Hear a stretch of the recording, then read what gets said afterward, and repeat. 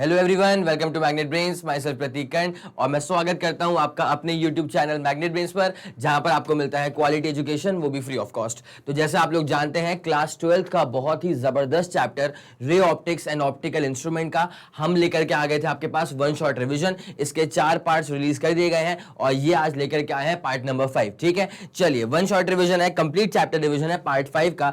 इसके अंदर सर क्या मिलने वाला है? इसके अंदर आपको मिलने वाला है वो वाला मैटर जहां पे बच्चे बहुत ज्यादा अटक जाते हैं। सर कहां पे अटक जाते हैं बच्चे बहुत ज्यादा? न्यूमेरिकल्स में, आपको पता ही होगा। तो इस चैप्टर के अंदर होता क्या है, सिंस इसके अंदर बहुत सारे साइन कन्वेंशंस है, फॉर्मूले की भरमार है, कॉन्सेप्ट्स की भरमार है, इसलिए क्या होता है कि कई बार ना न्यूमेरिकल वाला एंड बच्चों का बहुत वीक रह जाता है। ठीक है, तो न्यूमेरिकल्स में आपको एक साथ करवा रहा हूं सारे के सारे, तो आपको सारी की सारी क्लैरिटी एक ही बार में मिल जाएगी। और किसी भी क्वेश्चंस को लेकर के अगर कुछ प्री रिक्विजिट होता है तो मैं वो भी आपसे डिस्कस करते हुए चलने वाला हूं। ठीक है, फॉर एग्जांपल अगर इस सवाल को बस अभी देखो तुम, तो ये सवाल किसके बारे में बात कर रहा है? ये सवाल आपसे बात करने वाला है रिफ्रैक्टिव इंडेक्स के बारे में। किसके बारे में?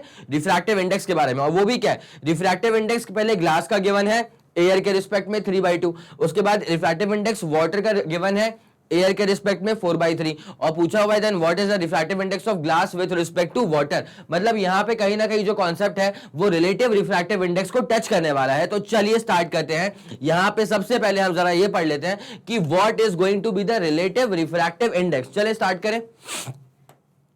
चलो ओके, डन। अब जरा ध्यान देना इस पे अच्छे से। शुरू कर रहे हैं। देखिए, यहां पे जब आपसे कोई बोलता है कि what is relative refractive index, तो पहले आपको ये पता होना चाहिए। अगर मैंने कभी म्यू ए लिख दिया है ना, इसका मतलब क्या होता है कि ये रिफ्रैक्टिव इंडेक्स है मीडियम ए का, बिकॉज रिफ्रैक्टिव इंडेक्स जो होता है वो हमेशा किसी गिवन मीडियम के लिए ही निकाला जाता है। It's as simple as that. ठीक है, अगर मैंने म्यू बी लिख दिया है, इसका मतलब ये रिफ्रैक्टिव इंडेक्स ही है, बट किसका है? मीडियम बी का है। लेकिन अगर मैंने mu A upon mu B लिख के रख दिया, ठीक है, इसका मतलब अब इसको क्या कहा जाएगा? इसे कहा जाएगा relative refractive index of medium A with respect to medium B. ठीक है, इट्स एज सिंपल। अब जरा गौर करिए, अगर आपको किसी भी चीज का, अगर आपको किसी भी मीडियम का रिफ्रैक्टिव इंडेक्स निकालना है तो इसका एक बहुत सिंपल सा फॉर्मूला होता है। वो फॉर्मूला क्या होता है? Velocity of light in vacuum upon velocity of light in that particular medium. बस काम खत्म। आया आपको समझ? तो किसी भी मीडियम का अगर आपको रिफ्रैक्टिव इंडेक्स निकालना है तो उसका फॉर्मूला क्या हो जाएगा? Velocity of light in vacuum upon velocity of light in that particular medium, जिस मीडियम का आप रिफ्रैक्टिव इंडेक्स निकालना चाहते हैं। ठीक है, ये एक छोटी सी बात थी। अब जरा इसी से रिलेटेड ये जो क्वेश्चन आपके पास गिवन है, इसको जरा सॉल्व करते हैं। चलें स्टार्ट करें। Okay go. जैसे सवाल में गिवन क्या है कि ग्लास का इंडेक्स एयर के रिस्पेक्ट में है 3/2, जिसका मतलब क्या हो जाएगा? ग्लास का इंडेक्स एयर के रिस्पेक्ट में है 3/2। This becomes the first equation. उसके बाद क्या गिवन है कि यहां पे वाटर का इंडेक्स एयर के रिस्पेक्ट में है 4/3, मतलब वाटर का इंडेक्स एयर के रिस्पेक्ट में है 4/3। ये बन जाएगी आपके पास सेकेंड इक्वेशन। अब आपको क्या पूछा हुआ है? आपको निकालना है then what is the refractive index of glass with respect to water. ठीक है, मतलब आपको जो चीज फाइंड आउट करनी है, जो फाइंड आउट करना है वो करना है what is the index of glass with respect to water. बस इतना आपसे पूछा हुआ है। तो जो चीज रिक्वायर्ड है, क्या उसके अंदर एयर आ रहा है? क्या नहीं आ रहा है? तो अगर एयर नहीं आ रहा है तो इन दोनों इक्वेशंस में से एक को गायब कर दो। अब ये इन दोनों इक्वेशंस में से एयर गायब होगा कैसे? जब मैं इन दोनों को डिवाइड कर दूंगा। It's as simple as that. ठीक है, तो चलें इसको जरा सॉल्व किया जाए। पहले बात तो एक काम करना, ग्लास का निकालना है किसके रिस्पेक्ट में? वाटर के रिस्पेक्ट में। ठीक है, तो फर्स्ट इक्वेशन को डिवाइड करो सेकंड इक्वेशन से।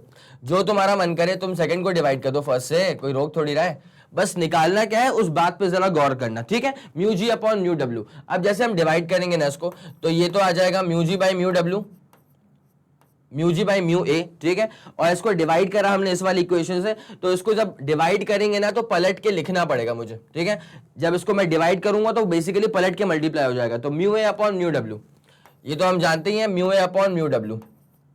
चलो कोई बात नहीं। ठीक है, डिवाइड तो कर दिया ना। जब डिवाइड करा तो 3/2, यहां पे आ जाएगा 3/2, और उसके बाद राइट हैंड साइड में जो कुछ भी लिखा है वो पलट के मल्टीप्लाई, मतलब 4/3 था तो पलट के हो जाएगा 3/4 का multiplication. It's as simple as that. ठीक है, अब उसके बाद क्या होता है? जिसको जाना है उसको जाना है, उसको हम रोक नहीं सकते। तो यहां पे इंडेक्स ऑफ एयर जो है वो हमको छोड़ के चले जाएगा। उसके बाद जो बचेगा हमारे पास वो क्या बचेगा? ये बचेगा म्यू जी, मतलब index of glass with respect to index of water. और ये कितना बचेगा? 3 3 जा कितना हो गया? 9 हो गया, 2 4 जा कितना हो गया? 8 हो गया। बस खत्म।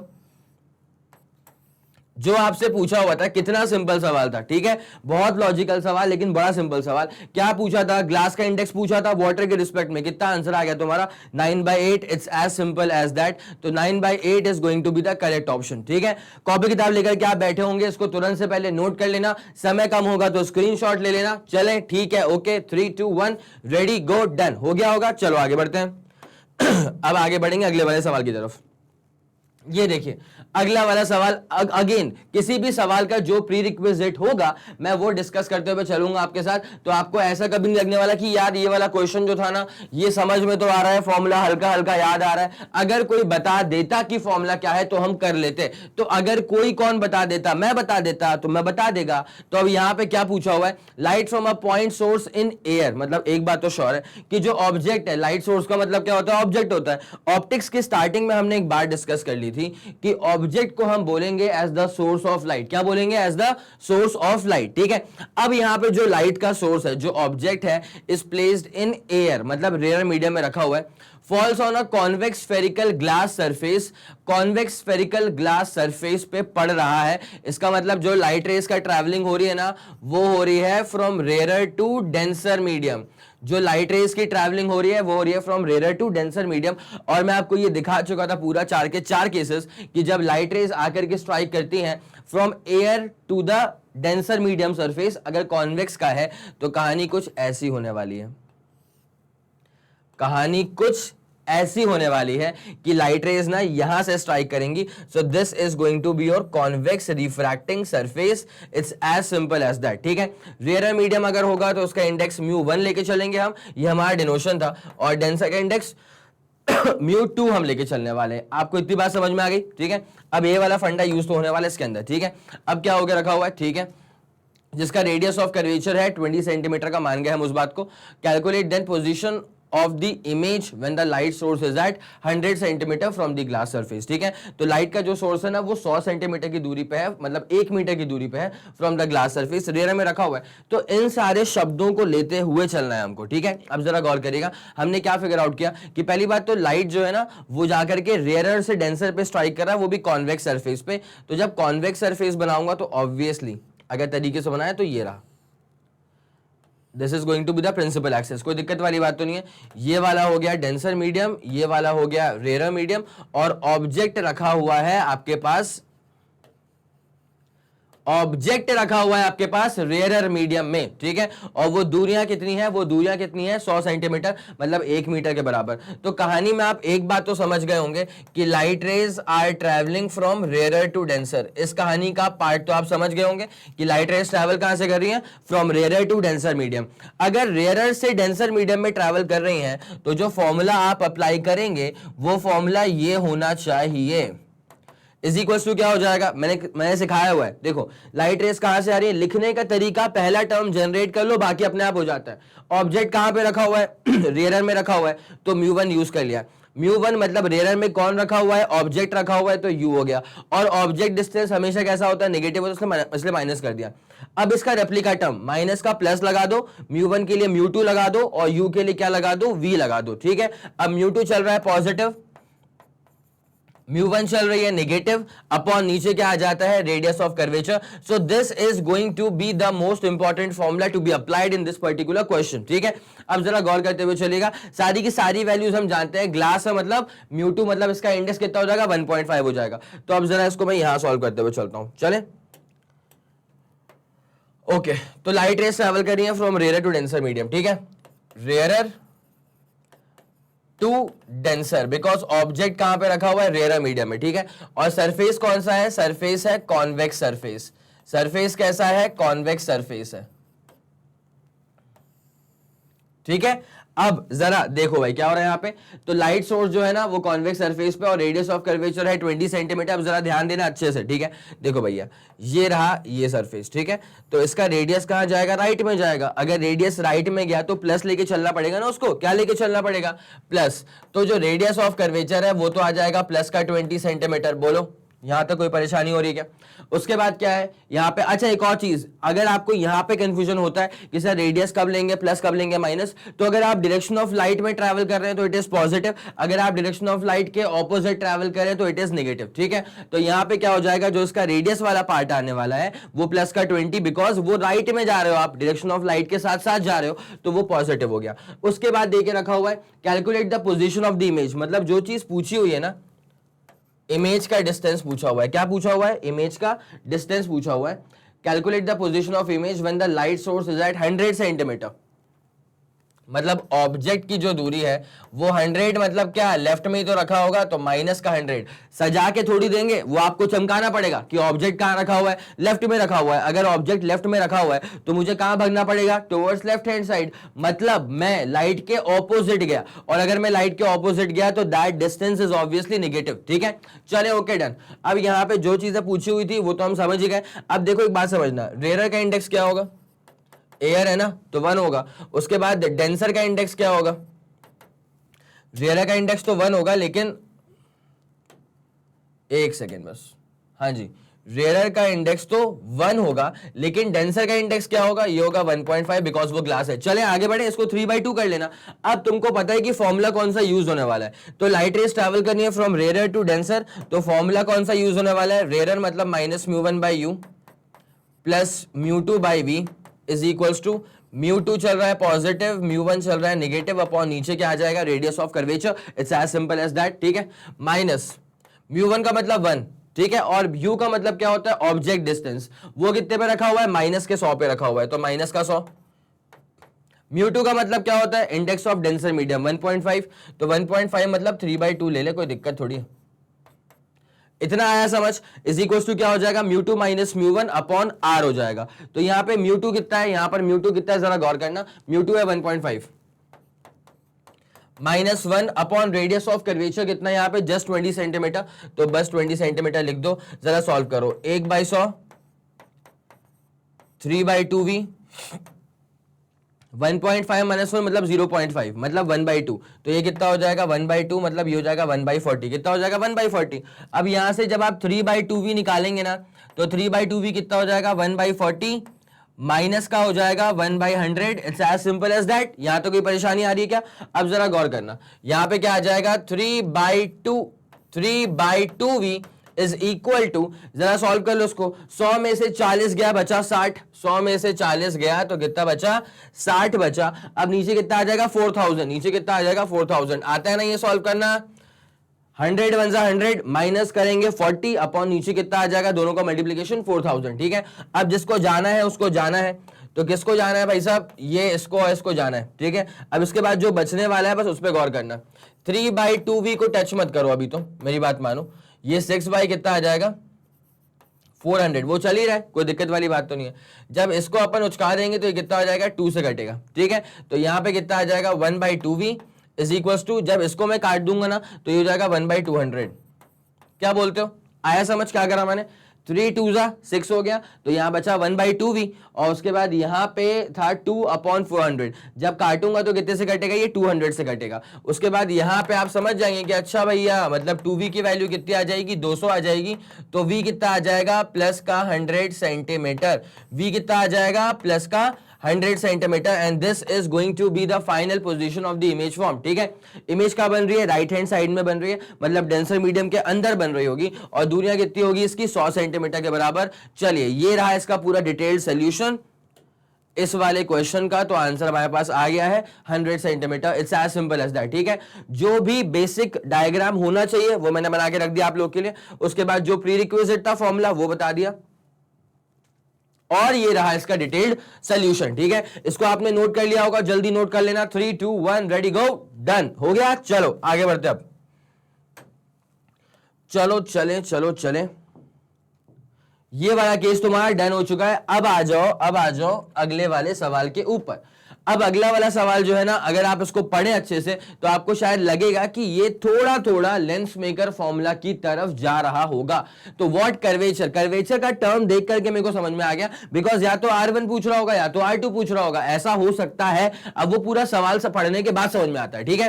क्या लिखा हुआ है, what curvature must be given to the bounding, मतलब obviously bounding concave surface of refractive medium of index 1.5, obviously ये denser का index है, मतलब mu2, ठीक है, दिमाग में अटका लो, अगर mu1 है इसका मतलब index of rarer medium, अगर mu2 है इसका मतलब index of denser medium, it's as simple as that, ठीक है। अब यहाँ पे for a virtual image at 40 centimetre, अब भाई साहब virtual image फॉर्म हो रही है, अब virtual image अगर बन रही है तो फिर virtual लाइट रेज से बन रही होगी, और लेंसेज में सारी की सारी रियल लाइट रेज होती हैं राइट हैंड साइड में और वर्चुअल लाइट रेज होती हैं लेफ्ट हैंड साइड में। इसका प्रॉपर डिस्कशन भी हो चुका है प्रीवियस वाले पार्ट्स के अंदर, ठीक है। तो ध्यान रखना लेंसेज कैसे होते हैं, रिफ्रैक्टिव मटेरियल के बने होते हैं, तो जब लाइट रेज आती हैं तो वो लाइट रेज को अपने थ्रू पास करने देते हैं, इसलिए राइट हैंड साइड में रियल लाइट रेज होती हैं, रियल इमेज बनती है, लेफ्ट हैंड साइड में वर्चुअल लाइट रेज होती हैं after refraction.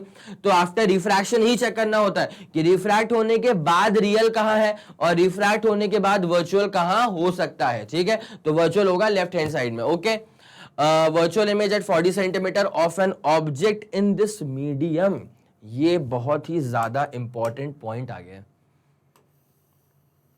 Object in this medium, इसका मतलब पता है क्या हो गया, इसका मतलब ये हो गया है कि object is placed in denser medium. इसका मतलब ये हो गया है कि object is placed in denser medium, और अगर ऑब्जेक्ट को डेंसर मीडियम में प्लेस कर दिया है तो जो फॉर्मूला होगा ना वो फॉर्मूला होगा डेंसर से रेयर वाला फॉर्मूला, ठीक है। और डेंसर से रेयर का फॉर्मूला होता है ऐसा, डेंसर में रखा हुआ है ऑब्जेक्ट तो ये माइनस का हो गया, फिर प्लस का mu1 by v is equals to mu1 चल रहा है आजकल पॉजिटिव, mu2 चल रही है आजकल negative upon radius of curvature. So this is the formula of concern to us now, ठीक है। अब जरा देखो what curvature must be given, मतलब आर पूछा हुआ है, ठीक है, to the bounding concave surface of refractive medium of index 1.5, denser का इंडेक्स है, for a virtual image at 40 centimetre, virtual बन रही है मतलब पीछे बन रही होगी, मतलब लेफ्ट में, ठीक है। तो इस बार जो वर्चुअल इमेज का डिस्टेंस है वो नेगेटिव आ जाएगा, ठीक है, okay. Of an object placed in this particular medium, मतलब object is placed in denser medium. ये जो स्टेटमेंट लिखा हुआ है ना, इसे इसलिए लिख के रखा हुआ है ताकि आप इतना पढ़ करके ये समझ जाएं कि फॉर्मूला कौन सा अप्लाई होने वाला है। आया आपको समझ? डिस्टेंस है इसका 40 सेंटीमीटर, ठीक है। तो वर्चुअल इमेज का फॉर्मेशन 40 पर हो रहा है, object at a distance of 60 centimetre, it's as simple as that, ठीक है। तो जरा इस सवाल को ना देखो बहुत तरीके से, और फॉर्मूला कौन सा अप्लाई करना है वो तो आपको पता ही है, जल्दी करो और बताओ।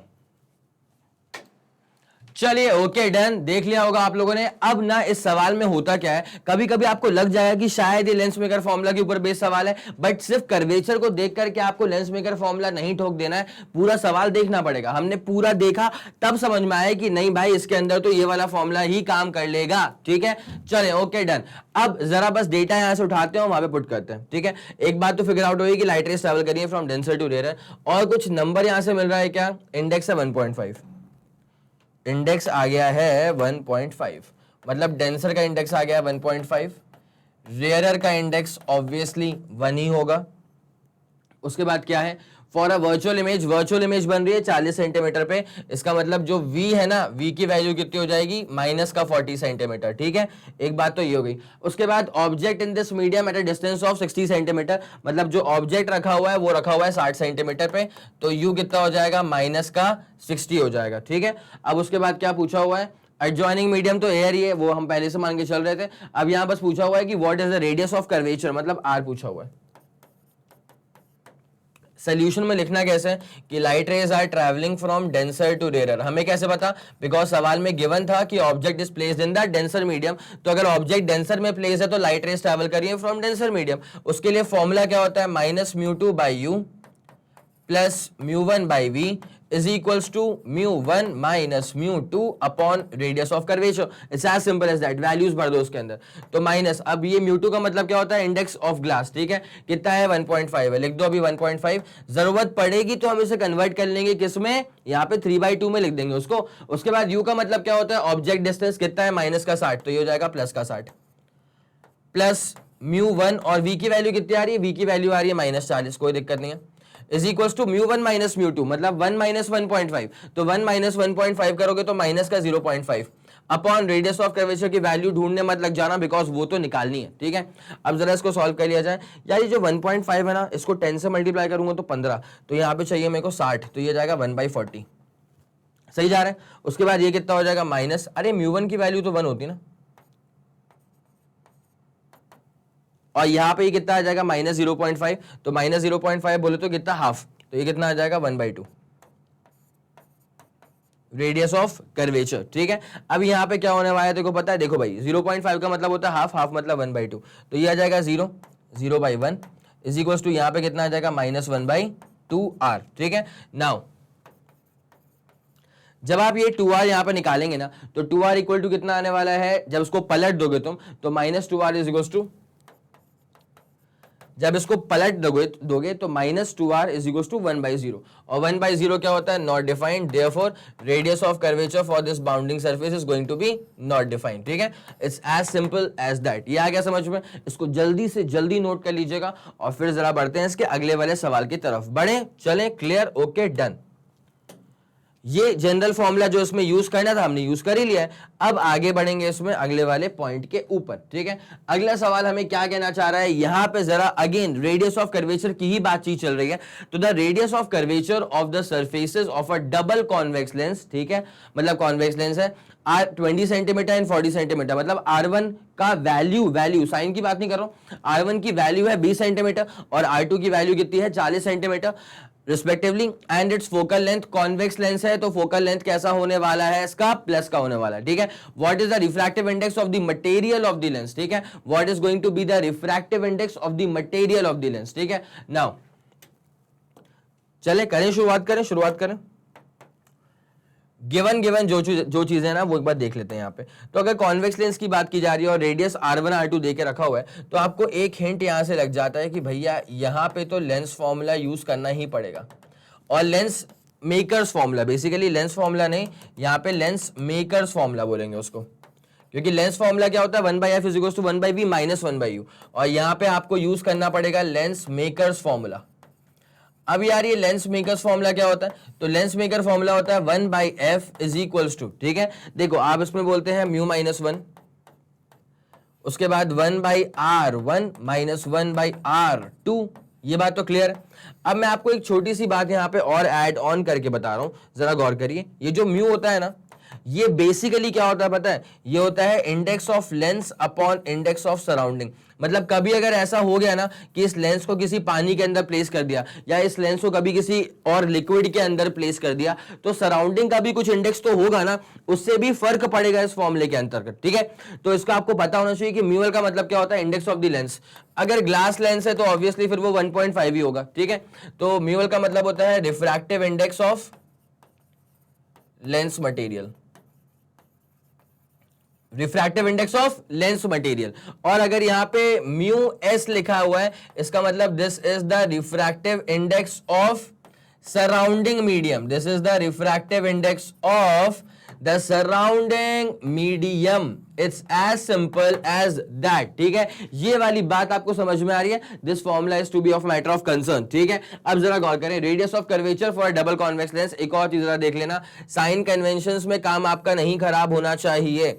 ये मान लो आपके पास कॉन्वेक्स लेंस है, ठीक है, तो जब आप लाइट रेज लेकर के आओगे from left hand side to right hand side, तो ये वाली पहली वाली हो जाएगी, तो पहली वाली का रेडियस कहां जा रहा है, राइट में जा रहा है, तो पहली वाली का रेडियस कैसा हो जाएगा, पॉजिटिव हो जाएगा। उसके बाद जब लाइट रेज लेके आप जाओगे, ये मिली पहले, ये पहली वाली बन गई, ये मिली बाद में, ये दूसरी वाली बन गई, दूसरी वाली का रेडियस कहां जा रहा है, पीछे जा रहा है, तो दूसरी वाली का रेडियस अगर पीछे जा रहा है तो R2 कैसी हो जाएगी, ये हो जाएगी नेगेटिव। आगे आपको समझ, पक्का, डन। ये वाला फंडा हमको अभी यूज करना पड़ेगा इस सवाल के अंदर। ठीक है, चलो आगे बढ़ते हैं।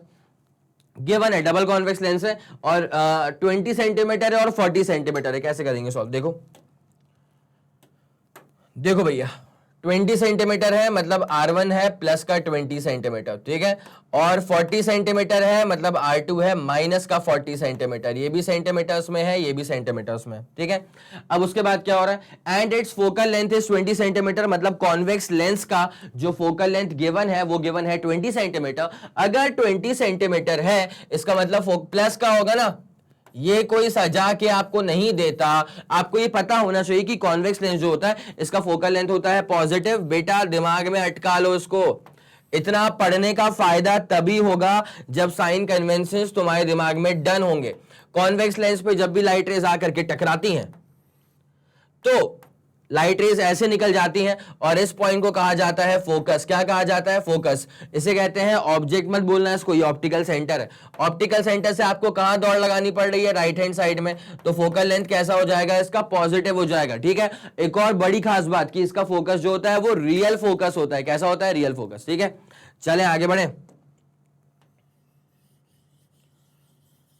चले आगे बढ़ेंगे अब। ठीक है, अब यहां पे क्या क्या चीजें गिवन थी? जो गिवन था वो तो अपने लिख लिया है, और कुछ है क्या इसके अंदर ना? What is the refractive index of the material of the lens, बस यही पूछा हुआ है और एयर में रखा हुआ है ना। ठीक है, तो नाउ पूछा हुआ है what is the refractive index. ठीक है, तो एक काम किया जाए, आप जानते ही हैं 1 by focal length is equals to mu minus 1। देखो mu L upon mu S कर दूंगा मैं, लेकिन सराउंडिंग इस बार क्या एयर ही है ना, तो एयर का इंडेक्स क्या होता है? वो तो 1 ही होता है, तो क्या जरूरत है? तो 1 upon R1 minus 1 upon R2, it's as simple as that. ठीक है बेटा, एफ कितना है? एफ है यहाँ पे 20। इंडेक्स की वैल्यू पता है क्या? नहीं पता है। क्यों? क्योंकि वही तो निकालनी है। चमका। उसके बाद R1 की वैल्यू कितनी है? R1 की वैल्यू है 20। भाई भर दो जल्दी से जल्दी। माइनस R2 की वैल्यू क्या? R2 की वैल्यू कितनी है? माइनस का 40। इसको भी जल्दी से जल्दी भर दीजिए। उसके बाद क्या होगा? तुरंत से पहले भगोस को लेकर के ये हो जाएगा म्यू माइनस 1। उसके बाद यहां पे आ जाएगा 1 बाई 20, माइनस माइनस बोले तो प्लस, तो ये कितना हो जाएगा? प्लस का 1 by 40। It's as simple as that. अब जरा इसको आगे बढ़ाया जाए तो 1 बाई 20 को बिल्कुल मत टच करना, म्यू माइनस 1 तो एज इट इज रहेगा ही रहेगा। उसके बाद क्या हो जाएगा? 1 बाई 20 प्लस 1 बाई 40। सॉल्व करेंगे तो 40 प्लस 20 बोले तो कितना हो जाएगा? 60। 40 प्लस 20 बोले तो कितना हो जाएगा? 60 हो जाएगा। जब इसको सॉल्व करेंगे 4 2 8 और 8 के बाद आने वाले हैं यहाँ पे 2 0। पक्का? अब जिसको जाना है उसको जाना है, तो अब यहां पे 0 और 0 अब हमारे बीच ये नहीं रहे। ठीक है, तो अब जो बचा जरा उस पे गौर फरमाया जाए, तो यहां पे आ जाएगा 1 by 20 is equals to mu minus 1, और यहां पे कितना आ जाएगा? ये दरअसल 6 बाई 80 है। क्या ये 6 बाई 80 है? जब 2 से इसको चुका दूंगा ना तो ये आ जाएगा 3 और नीचे कितना आ जाएगा? 40। क्या बोलते हो? पक्का? डन। चलो अब यहां पर भी आप समझ सकते हैं, यहां पे 20 आ रहा है, यहां पे 40 आ रहा है, गायब करो उसको, हटाओ। ये कितने से कटा? 2 से कटा। कितने से कटा? 2 से कटा। तो अब उसके बाद जो बचेगा वो बचेगा कुछ ये 1 is equals to mu minus 1, और यहां पे कितना आ जाएगा? 3 बाई 2 आ जाएगा। ठीक है, अब एक काम करो, 2 को यहां उचका दो, तो 2 1 जा 2, यहाँ पे 3 टाइम्स म्यू माइनस 1 आ जाएगा। यहां तक कोई परेशानी तो नहीं है। उसके बाद एक काम करो, 2 बाई 3 इज इक्वल टू क्या हो जाएगा? ये बचेगा म्यू माइनस 1। उसके बाद जब म्यू निकालना होगा तो ये हो जाएगा 2 बाई 3 प्लस 1। ठीक है, जब इसको सॉल्व करोगे तो कितना हो जाएगा? 2 प्लस 3 अपॉन 3, तो 2 प्लस 3 बोले तो 5 बाई 3।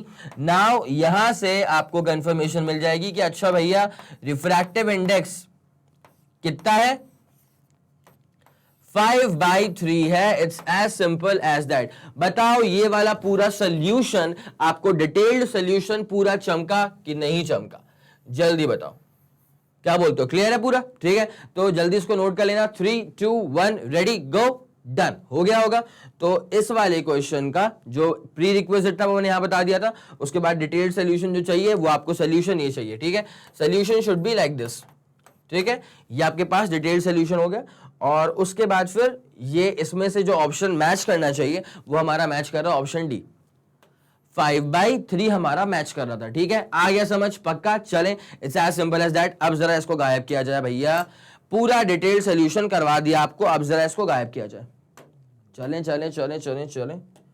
अब ये वाला क्वेश्चन 5 बाई 3 वाला आपका डन हो चुका है। अब आ जाओ अगले वाले सवाल के ऊपर। अगला वाला क्वेश्चन क्या बोलना चाह रहा है, कवि क्या कहना चाह रहा है आपसे? Calculate the speed of light in a medium whose critical angle is 30 degrees. ठीक है, अब क्रिटिकल एंगल से स्पीड ऑफ लाइट को हम कैसे कंपेयर कर लेंगे?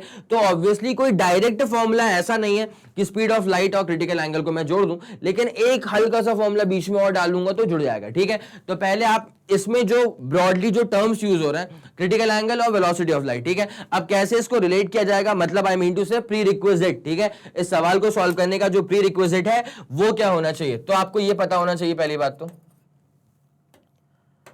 कि refractive index is equal to 1 upon sine C. सुना है कभी? Refractive index is 1 upon sine C, एक फॉर्मूला ये वाला काम का है। ठीक है, अब भैया इसमें सी क्या होता है? इसमें जो सी है ना, this C is critical angle. ये वाला सी जो है ना वो क्रिटिकल एंगल है। अब यार ये क्रिटिकल एंगल क्या होता है? तो क्रिटिकल एंगल एक बहुत ही इंपॉर्टेंट, बहुत ज्यादा इंपॉर्टेंट पॉइंट होता है with regard to a total internal reflection concept, ठीक है। अब ये टोटल इंटरनल रिफ्लेक्शन वाला कॉन्सेप्ट क्या होता है? तो जब भी किसी डेंसर मीडियम के अंदर अगर कोई ऑब्जेक्ट रखा होता है और जब उस ऑब्जेक्ट से लाइट रेज निकलती हैं और टकरा करके अगर वापस उस मीडियम के अंदर ही आ जाती हैं तो इसे कहा जाता है रिफ्लेक्शन और बेसिकली टोटल इंटरनल रिफ्लेक्शन, ठीक है। एक लाइट रह गई सीधी तो निकल जाएगी सीधी, एक सेकेंड, अगर एक लाइट रह गई सीधी तो निकल जाएगी सीधी, ठीक है। उसके बाद एक लाइट रह गई अगर ऐसे करके तो वो टकराएगी और उसके बाद ये बेंड हो जाएगी अवे फ्रॉम दी नॉर्मल, ठीक है। अगर ऐसे ही मैं लाइट रेस को और दूर स्ट्राइक करवाऊंगा तो एक पॉइंट ऐसा भी आने वाला है कि लाइट रेस सरफेस पर ही ग्रेस करना शुरू कर देगी और अगर मैंने इससे ज्यादा के एंगल पर अगर लाइट रेस को मैंने स्ट्राइक करवा दिया तो लाइट रेस वापस से इस पर्टिकुलर मीडियम के अंदर ही आ जाती हैं और इसे कहा जाता है टोटल इंटरनल रिफ्लेक्शन का पूरा फंडा, ठीक है। अब जरा गौर करिएगा क्रिटिकल एंगल कहां पे आता है? तो ये जो एंगल आपको दिख रहा है ये वाला एंगल, देखिए बेटा ये वाला एंगल, ठीक है, इसे कहा जाता है क्रिटिकल एंगल। क्या कहा जाता है इसे?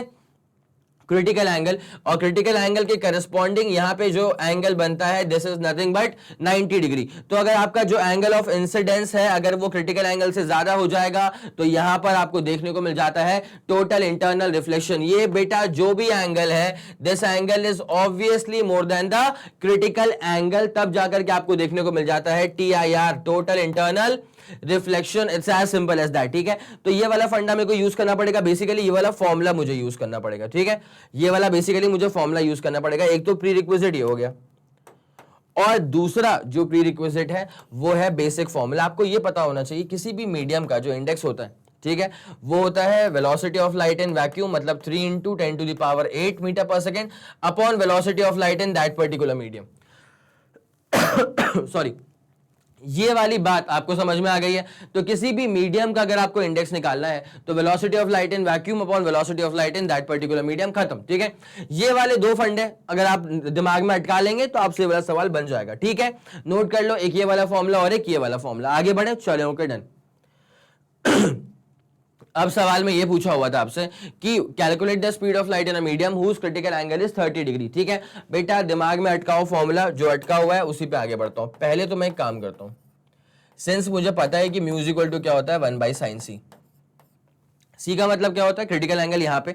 अच्छा, वहां पे अगर आप यहां ध्यान देंगे ना तो इस वाले फॉर्मूले को भी C/V कहा जाता है ऑब्वियसली, लेकिन यहां पर जो C यूज किया हुआ है this is basically speed of light in vacuum. तो अगर आपको ये चीज क्लियर नहीं थी तो जरा क्लियर कर लीजिए इसको अच्छे से। तो ये speed of light in vacuum होता है, चलेंगे पक्का? तो वो वाला C अलग है, ये वाला C अलग है, ये है क्रिटिकल एंगल। तो 1/sin c। अब जरा म्यू की बात करें, म्यू की वैल्यू ही तो निकालनी पड़ेगी, जबकि हमको पता है कि क्रिटिकल एंगल कितना है। Critical angle is 30 degree. अब sin 30 की वैल्यू क्या होती है बेटा? sin 30 की वैल्यू क्या होती है? 1/2। तो mu is equal to sin 30 कितना होता है? 1/2। तो रिफ्रैक्टिव इंडेक्स की वैल्यू कितनी आ जाएगी? 2। रिफ्रैक्टिव इंडेक्स की वैल्यू कितनी आ जाएगी? 2। नाउ अब आपसे ये पूछा हुआ था कि ऐसा मीडियम, आपसे यह पूछा हुआ था कि ऐसा मीडियम जिस मीडियम का रिफ्रैक्टिव इंडेक्स 30 डिग्री होता है वैसे मीडियम के अंदर स्पीड ऑफ लाइट क्या होनी चाहिए। तो बेटा अब जरा गौर करना अच्छे से, किसी भी मीडियम का इंडेक्स जो होता है वो होता है velocity of light in vacuum upon velocity of light in that particular medium. अब इस सवाल में क्या रिक्वायर्ड है? आपसे रिक्वायर्ड है कि what is going to be the velocity of light in that particular medium. तो ये क्या हो जाएगा? 3 × 10⁸ अपॉन नीचे क्या आ जाएगा? रिफ्रैक्टिव इंडेक्स आ जाएगा, ठीक है। उसके बाद यहां पे क्या आ जाएगा? 3 × 10⁸ अपॉन रिफ्रैक्टिव इंडेक्स की वैल्यू क्या है बेटा? इसकी वैल्यू है जस्ट 2। क्या है इसकी वैल्यू? बस 2 के बराबर है। यहां भर दो 2, जिसको जाना है उसको जाना है। अब हम समझ सकते हैं कि जब ये हमको छोड़ के जाएगी तो 1.5 भी छोड़ के जाएगी, ठीक है। अब उसके बाद जब इसको हम सॉल्व करेंगे तो हमारा आंसर कितना आ चुका है? खत्म, 1.5 10⁸ metre per second. So this is going to be your final answer, 1.5 10⁸ metre पर second. It's as simple as that. इस सवाल का ये रहा सोल्यूशन, डिटेल सोल्यूशन. ऑप्शन, क्या बात है, option A is going to match, ठीक है। ऑप्शन ए जो है, ऑप्शन ए यहाँ पे बहुत ही सटीक ऑप्शन है, ठीक है। ये वाला पूरा फंडा आपको समझ में आ गया। जो दो फॉर्मूले यहाँ पे यूज होने थे वो भी बता दिए और उनका जो प्री रिक्विजिट था वो भी आपको बता दिया। तो पहले प्री रिक्विजिट छाप लेना, 3 2 1 रेडी गो डन। चले खत्म प्री रिक्विजिट। और उसके बाद ये रहा इसका डिटेल सोल्यूशन, दोनों फॉर्मूले मैंने कायदे से यूज कर लिए। चले ओके डन, 3 2 1 रेडी गो डन, हो गया ये भी। अब जरा कूदा जाए इसके अगले वाले सवाल के ऊपर। Find the radius of curvature of a convex surface of a plano-convex lens whose focal length is 0.3 meter and refractive index is 1.5। ठीक है, अब सर ये प्लेनो कॉन्वेक्स लेंस क्या होता है? तो जरा ध्यान दीजिएगा, प्लेनो कॉन्वेक्स ही है ना?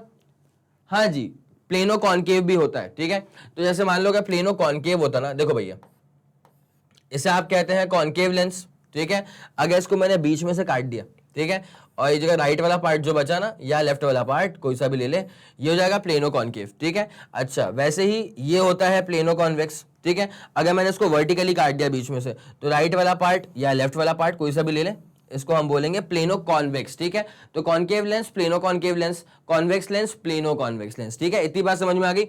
इसमें भी खास बात समझने वाली बात क्या है कि ये हो जाएगा फिर पहली वाली, ये हो जाएगी पहली वाली, और ये हो जाएगी फिर दूसरी वाली। ठीक है, तो जो पहली वाली बनेगी ना, पहली वाली का जो रेडियस ऑफ कर्वेचर होगा वो आ जाएगा इन्फिनिटी, और दूसरी वाली का जो रेडियस ऑफ कर्वेचर होगा उसका साइन कन्वेंशन ऑब्वियसली माइनस में आएगा, बिकॉज वो पीछे की तरफ जा रही है। ठीक है, इतनी बात आपको समझ में आ गई है पक्का? तो एक काम करना, जरा इसको तरीके से नोट कर लो, फिर इसमें आगे बढ़ते हैं।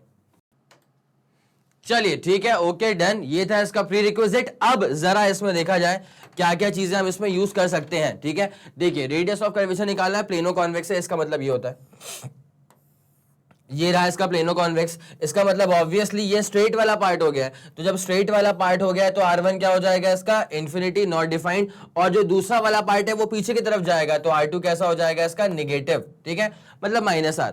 अब ये ऑब्वियसली माइनस में खुद से आने वाला है, तो जब आपको इसकी वैल्यू पता होगी तो साइन कन्वेंशन के साथ पुट करते, बट इसकी वैल्यू हमको पता ही नहीं है भाई, तो निकालना है, R2 निकालना है हमको।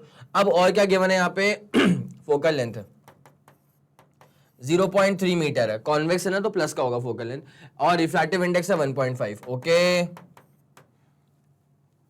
बस R2 निकालना है, it's as simple as that. जब R2 निकालना है तो अप्लाई कर दो लेंस मेकर फॉर्मूला। कौन सा फॉर्मूला अप्लाई कर दो? Lens maker formula. ठीक है, लेंस मेकर फॉर्मूला क्या होता है? 1/f is equals to mu minus 1, यहाँ पे आ जाएगा 1/r1, माइनस का आ जाएगा 1/r2। ठीक है, कितना है फोकल लेंथ? इसका 0.3 था फोकल लेंथ। उसके बाद यहाँ पे क्या हो जाएगा? 1.5 माइनस 1 करूंगा तो 0.5। उसके बाद 1/r1, अब r1 कितना हो चुका है? इन्फिनिटी, तो 1/इन्फिनिटी माइनस हो जाएगा 1/r2, माइनस क्या हो जाएगा? 1/r2, और r2 की वैल्यू ही तो हमको निकालनी है, ऐसा हो गया। ठीक है, एक काम कर, उसको यहां मल्टीप्लाई कर दो, तो ये कितना हो जाएगा? 1 अपॉन, यहाँ पे आ जाएगा 0.3 इंटू 0.5। ठीक है, तो 0.3 इंटू 0.5 करूंगा तो 0.15 आ जाएगा। कितना आ जाएगा? 0.15 इज इक्वल टू क्या हो जाएगा? 1/इन्फिनिटी क्या होता है? 0 होता है, और माइनस क्या बचेगा? 1/r2। पक्का जरा गौर करिएगा, इन्फिनिटी का मतलब होता है 1/0, बेसिकली x/0 इज इन्फिनिटी। ठीक है, अगर कोई आपसे बोल रहा है 1/इन्फिनिटी, मतलब ये 0/1 हो जाएगा, जिसका आंसर ऑब्वियसली क्या होना चाहिए? 0 होना चाहिए। ठीक है, इसलिए मैंने कहा 0।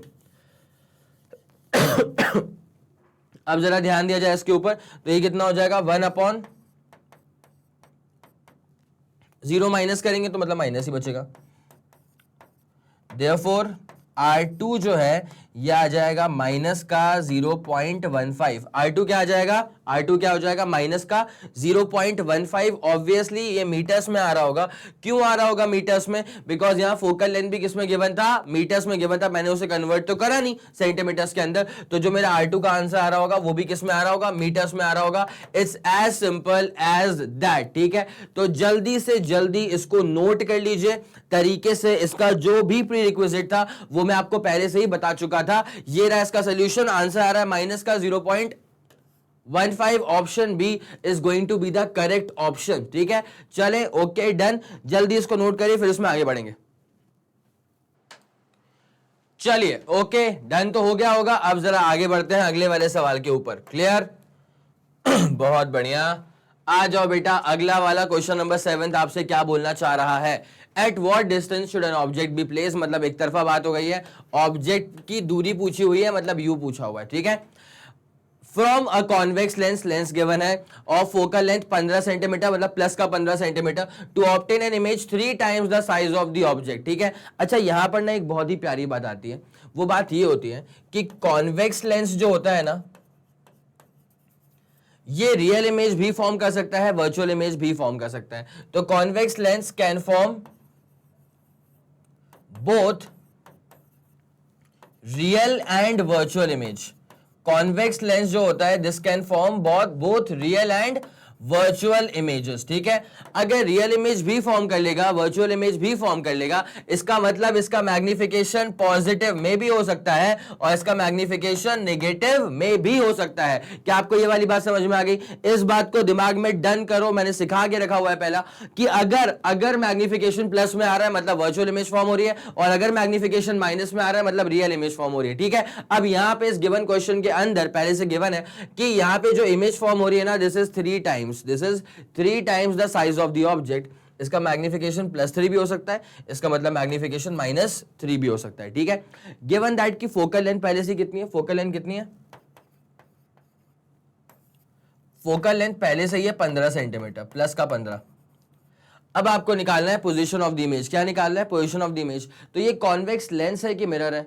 कॉन्वेक्स लेंस है। ठीक है, अगर कॉन्वेक्स लेंस है ना, तो आपको पता होना चाहिए कि मैग्निफिकेशन का फॉर्मूला होता है F/F+U। पक्का? तो अगर हम पहले एक काम करते हैं, एक बार m की वैल्यू +3 लेके चलेंगे और एक बार m की वैल्यू -3 लेके चलेंगे, बिकॉज यहां पर आंसर एक नहीं होगा, यहां पर आंसर 2 होंगे, बिकॉज यहां पे पॉसिबिलिटी यहां पे 2 तरह की बनती है। अगर रियल इमेज फॉर्म कर लिया तो मैग्निफिकेशन -3 हो जाएगा, अगर वर्चुअल इमेज फॉर्म कर लिया तो मैग्निफिकेशन +3 हो जाएगा। तो कब कहां प्लेस करूंगा ऑब्जेक्ट को कि रियल इमेज बने और कहां प्लेस करूंगा ऑब्जेक्ट को कि वर्चुअल इमेज बने, वो देखना पड़ेगा। ठीक है, तो नाउ अगर रियल इमेज बनती है, फॉर रियल इमेज, अगर रियल इमेज बनती है तो ऑब्वियसली मैग्निफिकेशन कितना हो जाएगा? -3। Now -3 is equals to f कितना है? f कितना है? 15 अपॉन नीचे क्या हो जाएगा? 15 + u। क्या बोलते हो? आया समझ के नहीं आया? जब इसको सॉल्व आउट करूंगा ना मैं, तो पता है क्या हो जाएगा? ये देखो जरा, इसको जरा काट दो यहां से। ठीक है, तो वहां 5 से कट जाएगा, तो ये हो जाएगा -15 माइनस का u इज इक्वल टू 5। ये आपको आया समझ? क्या करा गया यहाँ पे? 3 5 का कितना होता है? 15 होता है, तो यहाँ पे बचेगा 5, यहाँ बचेगा -1, इसको मैंने मल्टीप्लाई कर दिया, तो -15 minus u is equal to कितना बचेगा यहाँ पे? 5 -5 इज इक्वल टू क्या आ गया? u आ गया। देयरफॉर u की वैल्यू क्या आ जाएगी? -20 सेंटीमीटर। देयरफॉर u कितना आ जाएगा? -20 सेंटीमीटर। ये तब है जब रियल इमेज का फॉर्मेशन हो रहा है। पक्का? बिकॉज कॉन्वेक्स लेंस जो है ना, वो रियल इमेज भी फॉर्म कर सकता है, वर्चुअल इमेज भी फॉर्म कर सकता है। वैसे हमेशा वो रियल इमेज फॉर्म करेगा, लेकिन लेकिन लेकिन अगर कॉन्वेक्स लेंस में अगर हमने ऐसा कर दिया कि ऑप्टिकल सेंटर ऑफ फोकस के बीच में कहीं अगर ऑब्जेक्ट को प्लेस कर दिया है, तब जो इमेज बनती है ना, that is the virtual image. ठीक है, that is the virtual image. अब जरा गौर करिए, ये वाली कहानी कब की आ गई है? जब ऑब्जेक्ट -20 सेंटीमीटर पे रखा हुआ है, तब इमेज कैसी बन रही है? रियल इमेज बन रही है। अब बात करेंगे वर्चुअल इमेज की। गायब करें इसको, अब बात करेंगे वर्चुअल। नोट कर लेना है इसको अच्छे से। ठीक है, कॉपी किताब लेके बैठा करो। ठीक है, चले अब बात करते हैं बेटा जल्दी से, वर्चुअल इमेज कब बनेगी। ठीक है, तो अगर वर्चुअल इमेज बन रही है, now if the image formed is virtual, therefore एक बात श्योर है कि मैग्निफिकेशन +3 हो जाएगा। क्या हो जाएगा? मैग्निफिकेशन +3 हो जाएगा। नाउ अब जरा गौर करिएगा, आप जानते ही हैं m इज इक्वल टू क्या होता है? F/F+u। m is equal to क्या होता है? F/F+u। अच्छा, इस बार m कितना लेके चल रहे हैं हम? 3। फोकल लेंथ कितना आ रहा है? 15। नीचे कितना आ रहा है? फोकल लेंथ 15 प्लस कितना आ रहा है? u। ठीक है, अब जरा इसको गायब किया जाए। 3 5 का कितना होता है? 15 होता है। ठीक है, अब देखो क्या होगा इसके अंदर? 15 + u इज इक्वल टू कितना आ जाएगा? 5 आ जाएगा। तो u कितना आ जाएगा? 5 माइनस 15, तो u कितना आ जाएगा माइनस का 10 centimetre. It's as simple as that. तो इसके अपने पास दो आंसर आ गए थे, ठीक है, एक आएगा फॉर रियल इमेज फॉर्मेशन और एक आएगा for virtual image formation. It's as simple as that. जल्दी इसको नोट कर लीजिए और फिर हम बढ़ेंगे सवाल में आई की तरफ, ठीक है, अगले वाले में बढ़ते हैं। हो गया 3 2 1 रेडी गो डन। चलो आगे बढ़ते हैं। Question number 7 is done. अब आ रहे हैं क्वेश्चन नंबर 8 के ऊपर, ठीक है। अब ये क्वेश्चन नंबर 8 हमसे क्या बोलना चाह रहा है, जरा देख लो अच्छे से। An object is placed at 60 centimetre in front of a spherical mirror. Mirror आ गया। पहले वाले क्वेश्चन में क्या था, लेंस था, याद रखना, पहला वाला लेंस पर बेस्ड था, उसके फॉर्मूले अलग हो जाएंगे, ये मिरर के ऊपर बेस्ड है। तो an object is placed at 60 centimetre in front of a spherical mirror, plane mirror तो नहीं है मतलब, so that the magnification is 1/2. now where should the object be placed so that the magnification becomes 1/3? काफी लोग सोचते हैं sir क्या हो गया आपको, ऑब्जेक्ट का डिस्टेंस तो गिवन ही है, फिर वापस क्यों पूछ लिया? बेटा वो अलग डिस्टेंस गिवन है, जब मैग्निफिकेशन 1/2 आया था ना, वो तब का डिस्टेंस गिवन है, ऑब्जेक्ट डिस्टेंस। अब आपसे ये पूछा हुआ है कि अगर मैग्निफिकेशन 1/3 करवाना है तो कहां पर प्लेस करना चाहिए ऑब्जेक्ट को। अब एक बात सुनो, होता क्या है ना, एक बात सुनना, तीन चीजें होती हैं, U होता है, V होता है और F होता है, ठीक है। U का मतलब क्या होता है, ऑब्जेक्ट डिस्टेंस। V का मतलब क्या होता है, इमेज डिस्टेंस। एक बात आप समझ रहे हैं, अगर ऑब्जेक्ट के डिस्टेंस को आप चेंज करेंगे, मतलब इफ U चेंजेस, एक बात सुनो, अगर आप ऑब्जेक्ट की दूरियों को चेंज कर दोगे तो जो इमेज बन रही है उसका डिस्टेंस भी तो चेंज होगा ना। तो इफ ऑब्जेक्ट का डिस्टेंस चेंजेस देन इमेज का डिस्टेंस चेंजेस, पक्की बात है। लेकिन फोकल लेंथ रिमेन्स कांस्टेंट। क्या बोलते हो, फोकल लेंथ रिमेन्स कांस्टेंट। जैसे मान लें प्लेन मिरर है, उसका फोकल लेंथ है इंफिनिटी, तो ऑब्जेक्ट 10 सेंटीमीटर की दूरी पे रखा हो या 40 सेंटीमीटर की दूरी पे रखा हो, 10 पे रखा होगा तो इमेज का बनेगी 10 पे। मतलब अगर मैंने यू को अब चेंज कर दिया, मैंने उसका अगर ऑब्जेक्ट को मैंने रख दिया 40 सेंटीमीटर की दूरी पे, तो अब जो इमेज फॉर्म होगी उसकी डिस्टेंस भी चेंज हो जाएगी, ठीक है। इसका मतलब क्या होता है, अगर यू चेंज होगा तो वी चेंज हो जाएगा। लेकिन क्या फोकल लेंथ प्लेन मिरर का चेंज होगा या किसी भी मिरर का, क्या फोकल लेंथ चेंज होगा? नहीं चेंज होगा। इसलिए हम कहते हैं कि अगर u changes, if u changes then v changes, but focal length remains conserved या कांस्टेंट, ठीक है। चलें अब इसी लॉजिक को जरा यूज करते हुए इस सवाल में बढ़ना, ठीक है। इस सवाल में क्या गिवन है, जब ऑब्जेक्ट प्लेस्ड है 60 सेंटीमीटर की दूरी पे, तब मैग्निफिकेशन 1/2 है, ठीक है। अब अगर मैग्निफिकेशन को मैं चेंज करवाना चाहता हूं तो मुझे ऑब्वियसली चेंज करना पड़ेगा डिस्टेंस ऑफ द ऑब्जेक्ट, ठीक है।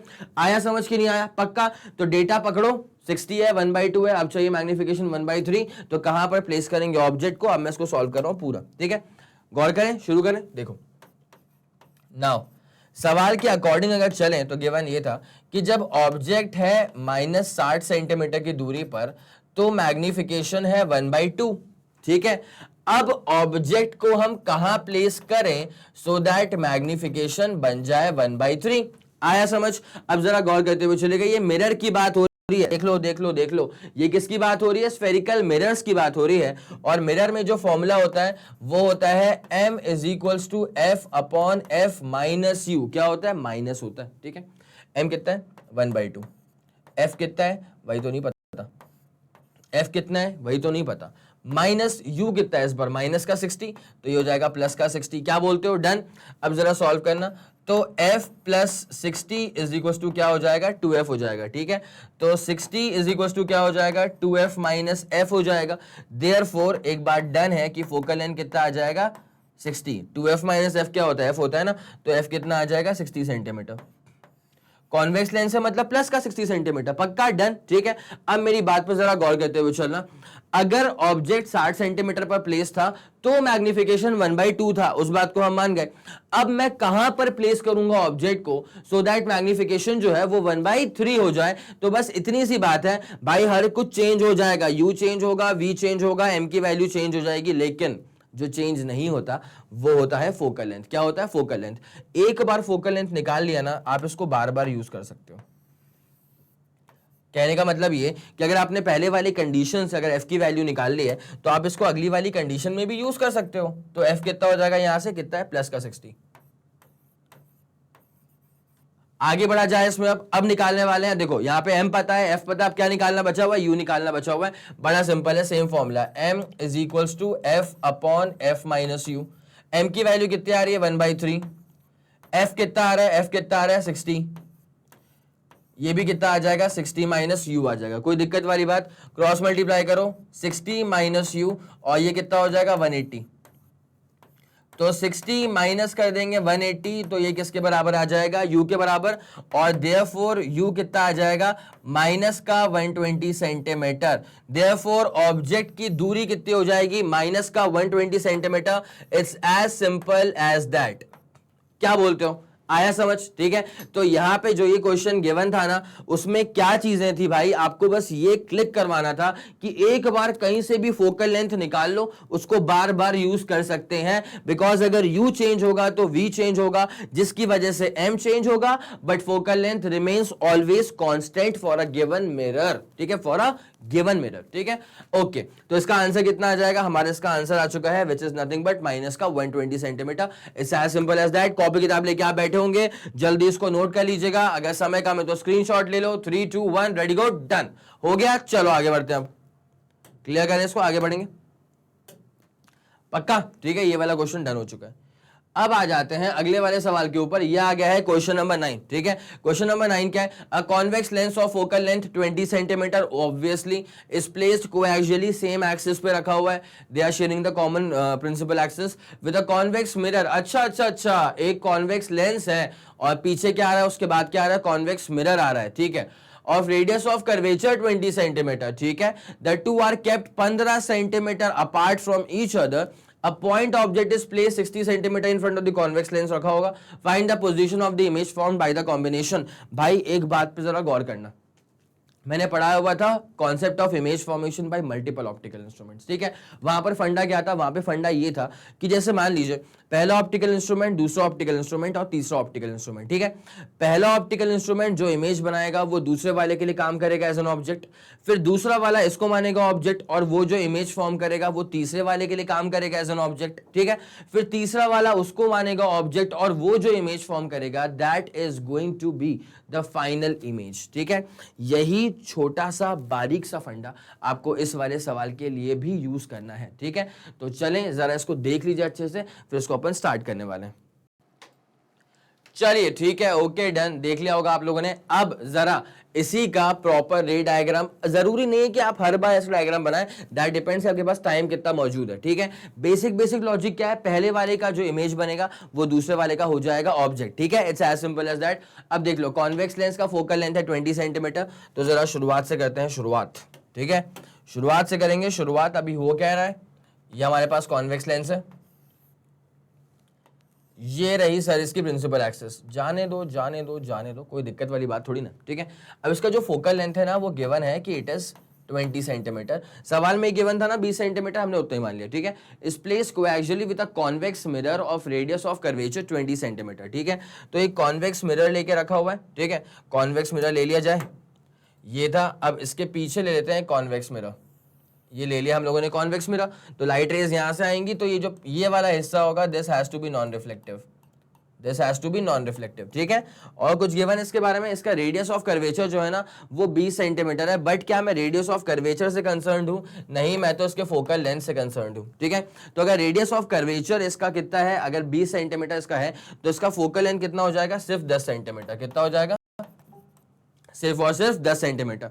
अब उसके बाद गिवन ये है कि the two are kept 15 centimetre apart. ठीक है, मतलब इन दोनों की जो दूरी है ना वो सिर्फ और सिर्फ 15 सेंटीमीटर है।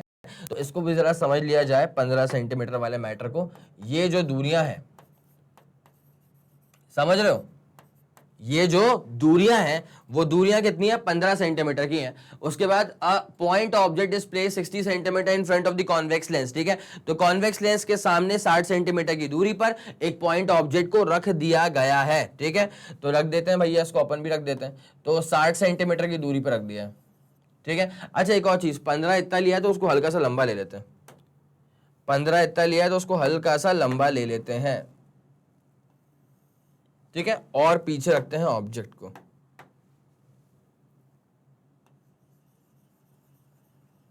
ये है हमारा पीछे रखा हुआ एक पॉइंट साइज्ड ऑब्जेक्ट। ठीक है, अब वो जो पॉइंट साइज्ड ऑब्जेक्ट लेके रख रहे हैं ना हम, उसकी दूरी कितनी है, 60 सेंटीमीटर है। क्या है इसकी दूरियां, 60 सेंटीमीटर, 60 सेंटीमीटर। अब आपको क्या पूछा हुआ है, अब आपसे ये पूछा हुआ है कि find the position of the image formed by this ultimate combination, ठीक है। तो what is going to be the position of the final image, ठीक है। जब लाइट रेज ऐसे जाएंगी ना तो ऑब्वियसली ये है तुम्हारी पहली वाली और ये है तुम्हारी दूसरी वाली, कौन, ऑप्टिकल इंस्ट्रूमेंट, ठीक है। तो पहले बात करते हैं पहली वाली के साथ, ठीक है, मतलब कॉन्वेक्स लेंस के रिस्पेक्ट में बात चलती है। तुम वही समझ रहे हो जो मैं बोल रहा हूं। पहले बात किससे होने वाली है, कॉन्वेक्स लेंस के साथ, ठीक है। इसका फोकल लेंथ कितना है, इसका फोकल लेंथ है प्लस का 20 सेंटीमीटर। उसके बाद इसके रिस्पेक्ट में जो ऑब्जेक्ट है वो कहां पे रखा हुआ है, वो रखा हुआ है 60 सेंटीमीटर पीछे की तरफ, मतलब क्या हो जाएगा माइनस का 60, ठीक है। तो ये क्या हो जाएगा माइनस का 60। अब आपको ये समझना चाहिए कि जहां पर ये इमेज फॉर्म करेगा वही तो इसका ऑब्जेक्ट होगा। तो अब ये कहां पर इमेज फॉर्म करेगा, लेंस फॉर्मूला अप्लाई कर दो ना, 1/f is equal to 1/v minus 1/u, ठीक है। f कितना आ रहा है सर, f आ रहा है 20। उसके बाद यहां पे v कितना आ रहा है वही तो नहीं पता, माइनस u कितना आ रहा है, u आ रहा है माइनस का 60, तो ये कितना हो जाएगा प्लस का 60, चलेगा, पक्का, डन। तो ये जो 1/v है ये हो जाएगा 1/20 माइनस का 1/60, it's as simple as that. अब जरा गौर करिए, अब जब आप निकालेंगे 1/v तो ये क्या हो जाएगा बेटा, ये हो जाएगा 60 माइनस 20 बोले तो 40 अपॉन नीचे क्या आ जाएगा 2 6 12, तो ये आ जाएगा नीचे 1200, क्या आ जाएगा नीचे, ये आ जाएगा नीचे 1200, ठीक है। ये जीरो से ये जीरो अब गायब हो गया, अब ये हमारे बीच में नहीं रहा, तो v कितना हो जाएगा, v हो जाएगा 120/4, और 120/4 क्या होता है, प्लस का 30 सेंटीमीटर, ठीक है। इसका मतलब ये होता है कि इसने जो इमेज फॉर्म करी ना, दिस इमेज इज I1 बोल दें इसको, दिस इमेज इज I1, क्या बोल देंगे इसको, I1 बोल देंगे। और ये जो इमेज फॉर्म हो रही है ना, ये फॉर्म हो रही है 30 सेंटीमीटर पीछे, कहां फॉर्म हो रही है, 30 सेंटीमीटर पीछे। अगर 30 सेंटीमीटर पीछे फॉर्म हो रही है तो जरा गौर करिएगा, 15 पे तो कॉन्वेक्स मिरर आ चुका है, ठीक है। ये जो इमेज फॉर्म हो रही है वो 30 सेंटीमीटर पीछे कॉन्वेक्स लेंस के फॉर्म हो रही है, ठीक है। अगर इसके 30 सेंटीमीटर पीछे है तो 15 पे तो कॉन्वेक्स मिरर आ चुका है, तो इसके भी 15 पीछे आना पड़ेगा आपको, तो फिर this will be something like this. तो यहां पे बनेगा I1 आया आपको समझ। और ये जो I1 है ना, this will act as the virtual object for convex mirror, ठीक है। Now this I1 will act, now this I1 will act as the virtual object, now this I1 will act as the virtual object for convex mirror। नहीं आया क्या, जल्दी बताओ, मैंने क्या बोला, कॉन्वेक्स लेंस ने जो भी इमेज फॉर्म करी है वो इसके लिए क्या बन जाएगा, ऑब्जेक्ट बन जाएगा। तो बन तो गया ऑब्जेक्ट, ठीक है। I1 will now be acting as the virtual object for this convex mirror, ठीक है। अब एक खास बात यहाँ पे क्या हो गई कि आपको हैबिट पड़ चुकी है कि ऑब्जेक्ट हमेशा कहाँ रहता है, लेफ्ट हैंड साइड में, लेकिन अब क्या हुआ, इमेज बन गई I1 पे, अब ये I1 ही तुम्हारा कॉन्वेक्स मिरर का ऑब्जेक्ट है, अब वो राइट में आ गया, कोई दिक्कत वाली बात नहीं है। बेसिक फंडा क्या होता है कि अगर आप कोई भी डिस्टेंस लाइट के डायरेक्शन में मेजर कर रहे हैं तो वो पॉजिटिव होगा, और अगर आप कोई भी डिस्टेंस लाइट के डायरेक्शन के ऑपोजिट मेजर कर रहे हैं तो वो नेगेटिव हो जाएगा। अब यहां पे क्या हो रहा है, जरा गौर करना, ये जो आपके पास ऑब्जेक्ट है वो राइट हैंड साइड में, कहां पर है, राइट हैंड साइड में, और आपको भी कहां भागना पड़ेगा, राइट हैंड साइड में, लाइट भी कहां भागती है, राइट हैंड साइड में, तो ये डिस्टेंस पॉजिटिव हो जाएगा ना यार। आया, जल्दी बोलो आया। यहां से लेकर के यहां की दूरी, गौर करना गौर करना, क्या बोला मैंने, कॉन्वेक्स ने इमेज कहां फॉर्म करी, I1 30 सेंटीमीटर, 15 पे आगे कॉन्वेक्स मिरर, तो ये दूरियां कितनी हो जाएंगी, 15, पक्का, ठीक है। अब जरा बात हम करते हैं किसके रिस्पेक्ट में, कॉन्वेक्स मिरर के रिस्पेक्ट में, ठीक है।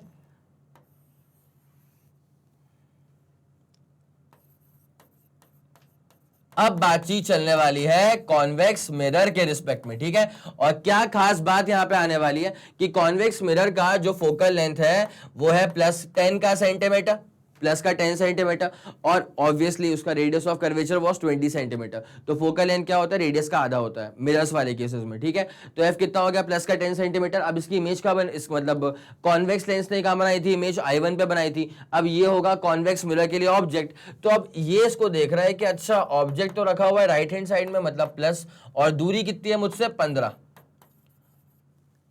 अब ये जो भी इमेज बना देगा that is going to be the final image. अब ये जो भी इमेज बना देगा that is going to be the final image. तो हम क्या करेंगे, मिरर फॉर्मूला अप्लाई कर देंगे, 1/f = 1/v + 1/u, ऑब्वियसली, ठीक है। अब f की वैल्यू कितनी गिवन है, f की वैल्यू सवाल के हिसाब से 10 सेंटीमीटर है। v कितना है नहीं पता, u कितना है, u कितना है, इस बार प्लस का 15 है, ठीक है। तो प्लस और u कितना आ जाएगा, प्लस का 15, ठीक है। जब v निकालना होगा तो 1/v इज इक्वल टू क्या आ जाएगा, 1/10 माइनस का 1/15। क्या बोलते हो, क्या बोला मैंने, 1/10 माइनस का 1/15, it's as simple as that. तो यहाँ पे 1/v जब सॉल्व करेंगे ना, 15 माइनस 10 करना, 15 माइनस 10 कितना हो जाएगा यहाँ पे 5, और यहां पे कितना आ जाएगा 150, ठीक है। देयरफॉर जब इसको आप सॉल्व करेंगे, प्लस का 30 सेंटीमीटर, ठीक है। इसका सीधा साधा जो मतलब है, इसका सीधा साधा जो मतलब है, वो मतलब ये निकल करके आता है कि जो फाइनल इमेज फॉर्म हो रही है, जो फाइनल इमेज फॉर्म हो रही है वो कॉन्वेक्स मिरर के भी 30 सेंटीमीटर राइट में फॉर्म हो रही है, ठीक है। तो लिख देंगे therefore final image is formed at कितनी दूरी पर, 30 सेंटीमीटर की दूरी पे, is formed at 30 centimetre towards right hand side। कौन सा मिरर है, फ्रॉम कॉन्वेक्स मिरर। कौन सा मिरर है, convex mirror, from convex mirror. क्या बोलते हो यार, ये वाला पूरा फंडा समझ में आ गया क्या, पक्का, अच्छा पक्का आ गया समझ। तो जल्दी से जल्दी इसको नोट कर लीजिए, ठीक है। ये था आपका सवाल कि कहां पर इमेज फॉर्म होगी, फाइनल इमेज। सवाल आपने बकायदा से देख लिया होगा और उसके बाद फिर हम आ गए थे इसके पूरे डिटेल्ड सोल्यूशन के ऊपर, and this is what you have as the detailed solution, ठीक है। पहले वाले की जो इमेज बनी वो दूसरे वाले का ऑब्जेक्ट, और दूसरे वाले ने इसको मतलब जो इमेज पहले वाले ने बनाई थी तो कॉन्वेक्स मिरर ने इसको माना एज एन ऑब्जेक्ट, I1 को माना एज एन ऑब्जेक्ट, और जो इमेज फॉर्म कर दी वो कहां पे फॉर्म कर दी, 30 सेंटीमीटर की दूरी पे। तो फाइनल इमेज अगर है तो उसको मैं ऐसे कर देता हूं, I this is going to be the final image. It's as simple as that, ठीक है। पक्का आ गया समझ, जल्दी इसको नोट कर लो फिर उसमें आगे बढ़ेंगे।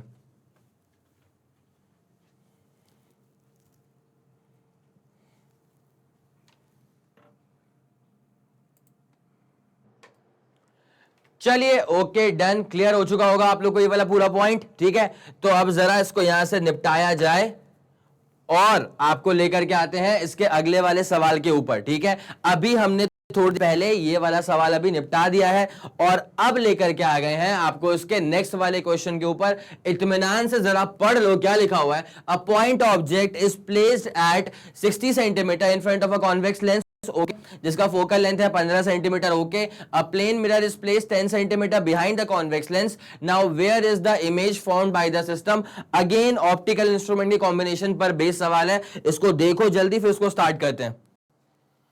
चलिए ठीक है, तो सवाल तो आप लोगों ने देख लिया होगा। अब जरा इसको डिटेल में स्टडी कर लेते हैं डायग्राम्स के सहारे से। तो जरा देख लीजिए, अ point object is place 60 centimetre in front of a convex lens. तो पहली बात तो आ जाएगा यहाँ पे तुम्हारे पास एक कॉन्वेक्स लेंस, ठीक है। सिंपल सा कॉन्वेक्स लेंस है, आपको इसके बारे में बेसिक सब पता होना चाहिए। कॉन्वेक्स लेंस का फोकल लेंथ कैसा होता है, पॉजिटिव होता है, ठीक है। इस बात को नजरअंदाज बिल्कुल भी मत करिएगा। तो ये रहा आपके पास में कॉन्वेक्स लेंस। उसके बाद obviously there has to be a principal axis, because सारा खेल इसके ऊपर तो चलने वाला है, प्रिंसिपल एक्सिस के ऊपर, ठीक है। अब उसके बाद सवाल के अकॉर्डिंग गिवन क्या था कि यहाँ पे एक ऑब्जेक्ट है जो कि 60 सेंटीमीटर की दूरी पर प्लेस्ड है इन front of a convex lens, ठीक है। ऑब्जेक्ट लेते हैं ग्रीन कलर का, और ये रहा हमारे पास में ऑब्जेक्ट, ठीक है। और जो ऑब्जेक्ट है इसकी प्लेसमेंट कहां पे करके रखी हुई है, इसकी प्लेसमेंट करके रखी हुई है 60 सेंटीमीटर की दूरी पे। तो ऑप्टिकल सेंटर से 60 सेंटीमीटर पीछे जाने का, और ये हो जाएगा तेरे पास में ऑब्जेक्ट डिस्टेंस, ठीक है। उसके बाद सवाल के अकॉर्डिंग इसका फोकल लेंथ कितना है, 15 सेंटीमीटर। तो फोकल लेंथ है 15 सेंटीमीटर, लिख देते हैं भाई साहब। ऑब्वियसली फोकल लेंथ इसका प्लस का 15 होगा, क्यों, बिकॉज कॉन्वेक्स लेंस का फोकल लेंथ प्लस में आता है, कॉनकेव लेंस का फोकल लेंथ माइनस में आता है, ठीक है। उसके बाद सवाल के according a plane mirror is placed 10 centimetre behind the convex lens, रख देंगे जैसा वो बोलेगा वैसा हम कर देंगे, ठीक है। तो एक प्लेन मिरर है जिसको यहां पे प्लेस करके रखा हुआ है, और इसकी जो प्लेसमेंट करके रखी हुई है ना, ये करके रखी हुई है 10 सेंटीमीटर पीछे की तरफ, ठीक है। So this is your plane mirror, और ये दूरियां जो है यहाँ पे वो है केवल 10 सेंटीमीटर के बराबर, ठीक है। अब उसके बाद वही पूछा होगा कि now where is the image form by the entire system combination, तो यहां पर इमेज कहां पर फॉर्म होगी, इसका एक बड़ा सिंपल सा फंडा होता है, पहला वाला ऑप्टिकल इंस्ट्रूमेंट जहां पर इमेज बना देगा वो इमेज दूसरे वाले के लिए काम करेगा एज एन ऑब्जेक्ट, ठीक है। तो ये है पहली वाली और ये है दूसरी वाली, ठीक है। ये बात समझ में आ रही है, पहली वाली है, और क्योंकि तुमको पहले ये मिली ना, उसके बाद ये दूसरी वाली है, बाद में ये मिली है, ठीक है। तो पहली वाली दूसरी वाली से मेरा मतलब क्या होता है, पहला ऑप्टिकल इंस्ट्रूमेंट, समझदार हो तुम लोग यार, और ये क्या होता है, दूसरा वाला ऑप्टिकल इंस्ट्रूमेंट, ठीक है। अब सबसे पहले हम गेम खेलते हैं किसके साथ, हम गेम खेलेंगे कॉन्वेक्स लेंस के साथ, ठीक है। तो जल्दी से आ जाइए सबसे पहले कॉन्वेक्स लेंस के ऊपर कि कॉन्वेक्स लेंस में क्या कार्यक्रम हो रहा है। तो पहली बात तो हो ये रहा है कि जो ऑब्जेक्ट है वो रखा हुआ है 60 सेंटीमीटर की दूरी पे, कहां रखा हुआ है, 60 सेंटीमीटर की दूरी पे, तो मतलब u कितना हो जाएगा, माइनस का 60 सेंटीमीटर। उसके बाद फोकल लेंथ कितना है, तो फोकल लेंथ है भाई साहब 15 सेंटीमीटर। आपको पता है कि लेंस फॉर्मूला अप्लाई करना पड़ेगा ना, क्या अप्लाई करना पड़ेगा, लेंस फॉर्मूला। तो लेंस फॉर्मूला होता है 1/f is equal to 1/v minus का 1/u, it's as simple as that. अब बस सारी वैल्यूज को भरना शुरू कर दो। f की वैल्यू कितनी है, प्लस का 15, तो यहां पे भर देना 1/f, कितना आ गया बेटा, f आ गया 15, इज इक्वल टू v, तुमको मालूम है क्या, नहीं तुमको v नहीं मालूम है, -1/u हो जाएगा। और u की वैल्यू कितनी आ रही है, u की वैल्यू आ रही है -60। अब माइनस यहां लिखूंगा तो माइनस माइनस क्या होना है, प्लस ही तो होना है। चले आगे बढ़े। अब यहां पे जब 1/v निकालेंगे ना तो ये कितना हो जाएगा पता है, 1/15 माइनस 1/60, सही कह रहा है, 1/v 1/15 माइनस 1/60, ठीक है। मैं पूरा स्टेप वाइज कर देता हूं, ध्यान रखिएगा। 60 माइनस करना कितना, 15, तो 60 माइनस 15 करेंगे तो 45, और नीचे कितना आ जाएगा, ये 15 इंटू 60। मैं तो बोलता हूं मल्टीप्लाई मत कर, अभी 2 मिनट रुक जा, ऐसे लिख दे, पूरा सॉल्व मत कर। अब जिसको जाना है उसको जाना है। फॉर एग्जाम्पल 15 को 3 से मल्टीप्लाई करने पे 45, ठीक है, ओके डन। अब उसके बाद ये भी अपन जानते हैं यहां पे क्या हो जाएगा, देखो बेटा ये 1/v आ जाएगा, उसके बाद आ जाएगा 3/60। जब 3/60 को अपन सॉल्व करेंगे तो क्या आ जाएगा, 1/20 आ जाएगा, ठीक है। जिसके हिसाब से आप सीधे कह सकते हैं कि अच्छा बेटा इमेज कहां बनेगी, इमेज बनेगी +20 सेंटीमीटर पे, इमेज कहां बनेगी, प्लस के 20 सेंटीमीटर पे, ठीक है। और ये जहां पर भी बनेगी ना, इसको, इस पॉइंट को मैं नाम I1 दे दूं क्या, ये इमेज जहां पर भी बन रही है इस पॉइंट को मैं नाम I1 दे दूं, ठीक है। तो दे दिया, तो ये था आपके पास ऑब्जेक्ट, इमेज का बन रही है 20 सेंटीमीटर, ये पूरा 60 सेंटीमीटर था। अब यहां पे 10 पे तो प्लेन मिरर ही आ गया, ठीक है। अच्छा एक काम करता हूं, ऑब्जेक्ट जो है ना ये थोड़ा सा क्या है, पास पास सा लग रहा है, ऑब्जेक्ट जो है वो जरा पास पास से लग रहा है, बिकॉज ये 10 हो गया तो 60 काफी पीछे आना चाहिए ना, तो अगर 60 पीछे आएगा तो पीछे हम लेके जाएंगे इसको। तो अब ऑब्जेक्ट रख रहा हूं एकदम कोने पे, ऑब्जेक्ट वो रहा, ठीक है। तो ऑब्जेक्ट ऑब्जेक्ट ऑब्जेक्ट, ये रहा आपके पास ऑब्जेक्ट, ठीक है। और इसकी जो दूरियां हैं, इसकी जो दूरियां हैं, अरे रे, इसकी जो दूरियां हैं वो है 60 सेंटीमीटर। क्या है इसकी दूरियां, 60 सेंटीमीटर। तो ऑब्जेक्ट की डिस्टेंस हो जाएगी 60 सेंटीमीटर पीछे की तरफ। चलो जल्दी करेंगे इसको अब, है ना। तो ये आ जाएगा 60 सेंटीमीटर, ठीक है। It's as simple as that. अब क्या हो रहा है यहाँ पे, ये I1 पे बन रही है, इसकी फाइनल इमेज तो नहीं है, पहले वाली की इमेज बन रही है, ठीक है। अब वो भी समझने वाली बात यहाँ पे खास क्या होती है ना, कि इसका फोकल लेंथ 15 सेंटीमीटर है, ये दूरियां कितनी है, 10 सेंटीमीटर, और इमेज कहां पे बन रही है, इमेज बन रही है 20 सेंटीमीटर पीछे की तरफ, ठीक है। तो जब यहां 10 आ गया, यहां पे 20 आ जाएगा, तो ये ले लो I1, ये क्या मान लिया अपन ने, I1 मान लिया। तो ऑब्वियस सी बात है, ये 10 है और इमेज कहां बन रही है, इमेज बन रही है 20 पे, तो मतलब अगर यहां से यहां तक 10 हो गया है तो यहां से यहां तक भी कितना होगा, 10 होगा, तभी तो इसके रिस्पेक्ट में इमेज 20 सेंटीमीटर पे आएगा। तो ये रहा तुम्हारे पास इमेज, ठीक है। अब ये जो इमेज बना है, कॉन्वेक्स लेंस ने जो इमेज बनाई है वो प्लेन मिरर के लिए काम करेगा एज एन ऑब्जेक्ट, ठीक है। तो अब पूरा कार्यक्रम मैं खेलने वाला हूं किसके लिए, अब मैं खेलने वाला हूं फॉर प्लेन मिरर, किसके लिए, फॉर प्लेन मिरर, ठीक है। आ जाओ, अगर हम कार्यक्रम खेलेंगे प्लेन मिरर का तो आपको पता होना चाहिए कि प्लेन मिरर में सबसे खास बात क्या होती है, ऑब्जेक्ट डिस्टेंस बराबर होता है इमेज डिस्टेंस के, लेकिन ऑब्जेक्ट डिस्टेंस आता है लेफ्ट हैंड साइड में, तो माइनस का u हो जाएगा, ठीक है। अब जरा गौर करिए, इसके लिए प्लेन मिरर के लिए जो ऑब्जेक्ट है वो कहां पे है, I1 है, ठीक है। अब उसकी दूरी कितनी आ रही है, 10 सेंटीमीटर, तो तुम राइट में जाओगे, लाइट भी राइट में ही जाती है, तो इस डिस्टेंस को आप पॉजिटिव लेंगे ना, क्या लेंगे, पॉजिटिव। मैंने हमेशा बताया, साइन कन्वेंशन को बहुत तरीके से मैंने डील करवाया था। वहां पे कहानी क्या आई थी कि अगर ऐसा होता है कि अगर आप कोई डिस्टेंस लाइट की डायरेक्शन में मेजर करते हैं तो उसको पॉजिटिव लिया जाता है, और अगर आप कोई डिस्टेंस लाइट के डायरेक्शन के ऑपोजिट मेजर करते हैं तो उसको माइनस लिया जाता है। ठीक है, अब यहां पे क्या हो रहा है, यहां से आप जाओगे राइट में, लाइट भी कहां जाती है, राइट में, तो डिस्टेंस कैसा हो जाएगा, पॉजिटिव। ठीक है, तो माइनस तो फॉर्मूले के, वैसे फॉर्मूले का माइनस था ये। ठीक है, अब ये u कितना आ गया है, तो u आ गया है तुम्हारे पास कितना, 10 सेंटीमीटर। कितना आ गया है,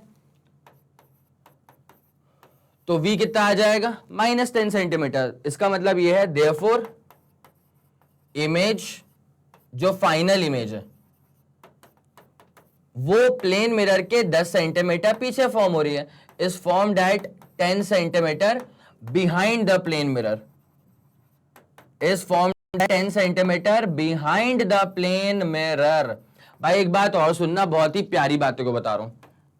प्लेन मिरर को लेकर के ना एक बार दिमाग में डन कर लो, क्या अगर प्लेन मिरर के सामने रखा है ऑब्जेक्ट 10 सेंटीमीटर पे तो इमेज बनेगी 10 सेंटीमीटर पीछे, अगर प्लेन मिरर के पीछे रखा है 10 सेंटीमीटर पे ऑब्जेक्ट तो इमेज बनेगी 10 सेंटीमीटर आगे, रिफ्लेक्टिंग सरफेस। ठीक है, ये वाली बात समझ में आ गई। तो यहां पर भी तो वही हो रहा है, 10 सेंटीमीटर यहां पीछे बन रहा है ऑब्जेक्ट, हालांकि ये वर्चुअल ऑब्जेक्ट है, ये कॉन्वेक्स लेंस ने बनाता, ये कॉन्वेक्स लेंस की बनाई हुई इमेज थी। ठीक है, which is now acting as an object for the plane mirror. तो प्लेन मिरर इसको मानेगा ऑब्जेक्ट। अब ऑब्जेक्ट 10 सेंटीमीटर दाएं हाथ पे है तो इमेज 10 सेंटीमीटर बाएं हाथ पे बनेगा, लेकिन यहीं पे तो खेल है, अगर 10 सेंटीमीटर पीछे बनेगा तो भाई साहब ये बन जाएगा at the optical centre of the convex lens, because plane mirror के 10 सेंटीमीटर पीछे अगर आप आओगे ना तो आपकी मुलाकात किससे होने वाली है, आपकी मुलाकात होने वाली है optical centre of the convex lens से। ठीक है, that is final image is at the, that is final image is at the optical center of convex lens.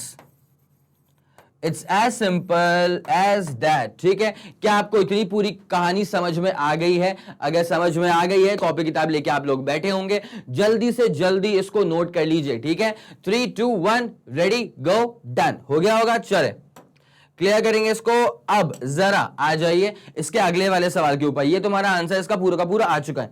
अब आ जाते हैं हम अपने क्वेश्चन नंबर 11 के ऊपर। सवाल क्या बोलना चाह रहा है, A ray of light passing through an equilateral triangular prism। ठीक है, अगर इक्विलेटरल ट्रायंगल प्रिज्म है तो इसमें क्या खास होगा बता रहा हूं मैं आपको उसके बारे में। फ्रॉम एयर, एयर से लाइट रेज आ रही हैं, undergoes minimum deviation, minimum deviation की बहुत प्यारी कंडीशंस होती हैं, वो भी डिस्कस किया हुआ। एक बार सवाल को देखो अपने अपने हिसाब से, फिर मैं तो सॉल्व कर ही दूंगा। When angle of incidence is 3/4 of angle of prism. ठीक है, 3/4 times angle of prism is the angle of incidence. ठीक है, calculate the speed of light in this particular prism. ठीक है, यहां पे आपको ना एक चीज पता होनी चाहिए कि what are the condition for minimum deviation angle. ठीक है, उस पर बेस्ड ये सवाल है, जरा जल्दी देखो इस सवाल को, फिर करते हैं। देख लिया होगा आप लोगों ने सवाल को। अब मैं आपको इसकी जो इंपॉर्टेंट कंडीशंस होती है ना, उससे जरा आपको वाकिफ करवा देता हूं। ठीक है, ध्यान दीजिएगा। अगर प्रिज्म में मिनिमम डेविएशन होना है, अगर प्रिज्म में एंगल ऑफ डेविएशन जो है अगर आपको उसको मिनिमाइज करवाना है तो उसके लिए एक कहानी होती है, I1 की वैल्यू I2 के बराबर होनी चाहिए। जब दोनों बराबर ही होंगे तो हम उसको I बोल देंगे, पक्का। और जब I1 की वैल्यू I2 के बराबर हो जाएगी तो R1 की वैल्यू भी किसके बराबर हो जाएगी, R2 के बराबर हो जाएगी। जब दोनों ही बराबर हो जाएंगे तो हम उसको R बोल देंगे, लेट्स से दैट। ठीक है, अब ये वाली बेसिक कहानी होती है फॉर मिनिमम डेविएशन एंगल। ठीक है, अब सवाल के अकॉर्डिंग अगर हम चलें, ये आप इसको लिख लीजिए एक बार अच्छे से। ठीक है, 3 2 1 रेडी गो डन। ठीक है, ये वाली बात समझ में आ गई आपको। तो these are the conditions for to obtain minimum angle of deviation. ठीक है, अब यहां पे सवाल के अकॉर्डिंग चलते हैं। इक्विलेटरल ट्रायंगुलर प्रिज्म गिवन है, इक्विलेटरल ट्रायंगुलर प्रिज्म, इसका मतलब एक बात तो श्योर है कि जो एंगल ऑफ प्रिज्म है वो कितना हो जाएगा, 60 डिग्री। इक्विलेटरल ट्रायंगुलर प्रिज्म है ना, तो 60 डिग्री 60 डिग्री 60 डिग्री बन गया तुम्हारे पास ट्रायंगुलर प्रिज्म। ठीक है, और उसके बाद सवाल के अकॉर्डिंग गिवन है कि undergoes minimum deviation when angle of incidence is 3/4 the angle of prism. मतलब आई की जो वैल्यू है, I की जो वैल्यू है, this is nothing but 3/4 times the angle of prism. इसका मतलब ये हो जाएगा कि I हो जाएगा 3/4 टाइम्स, अब एंगल ऑफ प्रिज्म कितना है, 60 डिग्री है, तो I कितना हो जाएगा पता है ना, ये आ जाएगा, इसको जरा काट देना 15 से, ये आ जाएगा 45 डिग्री। कितना आ जाएगा, 45 डिग्री। तो पहली बात तो आपको I की वैल्यू मिल गई। किसकी वैल्यू मिल गई आपको, I की वैल्यू मिल गई, पक्का।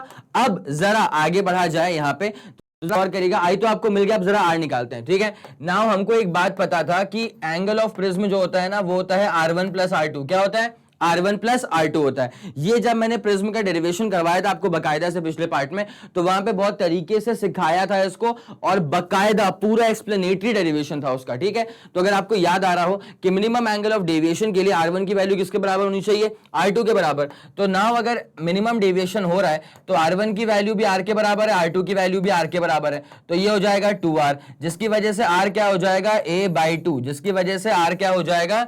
A/2। अगर R A/2 के बराबर हो गया, अब A क्या था? एंगल ऑफ प्रिज्म 60 डिग्री, 60/2 कर देना तो R की वैल्यू कितनी आ जाएगी? 30 डिग्री। R की वैल्यू कितनी आ जाएगी बेटा? 30 डिग्री, ठीक है। इतनी पूरी कहानी आपको समझ में आ गई। इस कहानी में मैंने अब तक क्या करवा दिया, यहां पे मैंने I की वैल्यू निकलवा दी है, ये रही आपके सामने I की वैल्यू मौजूद, और ये मैंने आपके लिए R की वैल्यू निकलवा दी है। R कितना आ गया है? R आ गया है 30 डिग्री के बराबर, ठीक है। इतना चलेगा आपको? अब जरा गौर करते हुए चलेगा। नाउ आपसे सवाल में पूछा क्या हुआ है? स्पीड ऑफ लाइट पूछी हुई है यहाँ पे, ठीक है। तो यहाँ पूछा हुआ है रे of light passing, obviously calculate the speed of light in prism, ठीक है। इस प्रिज्म के अंदर लाइट की स्पीड क्या होगी, आपको बस वो निकालना है, ठीक है। तो पहले एक काम करा जाए, बात मानना, पहले म्यू निकाल दो। तो म्यू क्या होता है? स्नेल्स लॉ पढ़ा है हमने, तो म्यू होता है sine i by sine r. मैंने सिखा के रखा हुआ है स्नेल्स लॉ का बेसिक फंडा क्या होता है, चेक करना पुराने पार्ट्स के अंदर। वहां मैंने कहा था कि जब आपको स्नेल्स लॉ लगाना होता है ना, तो वहां सबसे इंपॉर्टेंट होता है कि आपको इक्वेशन लिखने का तरीका आना चाहिए। और इक्वेशन लिखने का तरीका में जो वन लाइन स्टेटमेंट था वो मेरा ये था, कहां से आ रही है इक्वल टू कहां को जा रही है, ठीक है। किससे बात कर रहे थे? लाइट से बात कर रहे थे। कहां से आ रही है मतलब लाइट कहां से आ रही है, इक्वल टू कहां को जा रही है मतलब लाइट कहां को जा रही है, ठीक है। उसके बेसिस पर हमने पूरा इक्वेशन लिख दिया था। तो आपको मालूम होगा म्यू इक्वल टू क्या होगा? Sine i by sine r, ठीक है। Now go with the flow. Sine i की वैल्यू कितना है? आई तो हम निकाल चुके ना, आई कितना आ रहा है? 45 degree, simple, upon sine r. अब ये साइन आर कितना आ रहा है? तो आर की वैल्यू आ रही है जस्ट 30 डिग्री, ठीक है।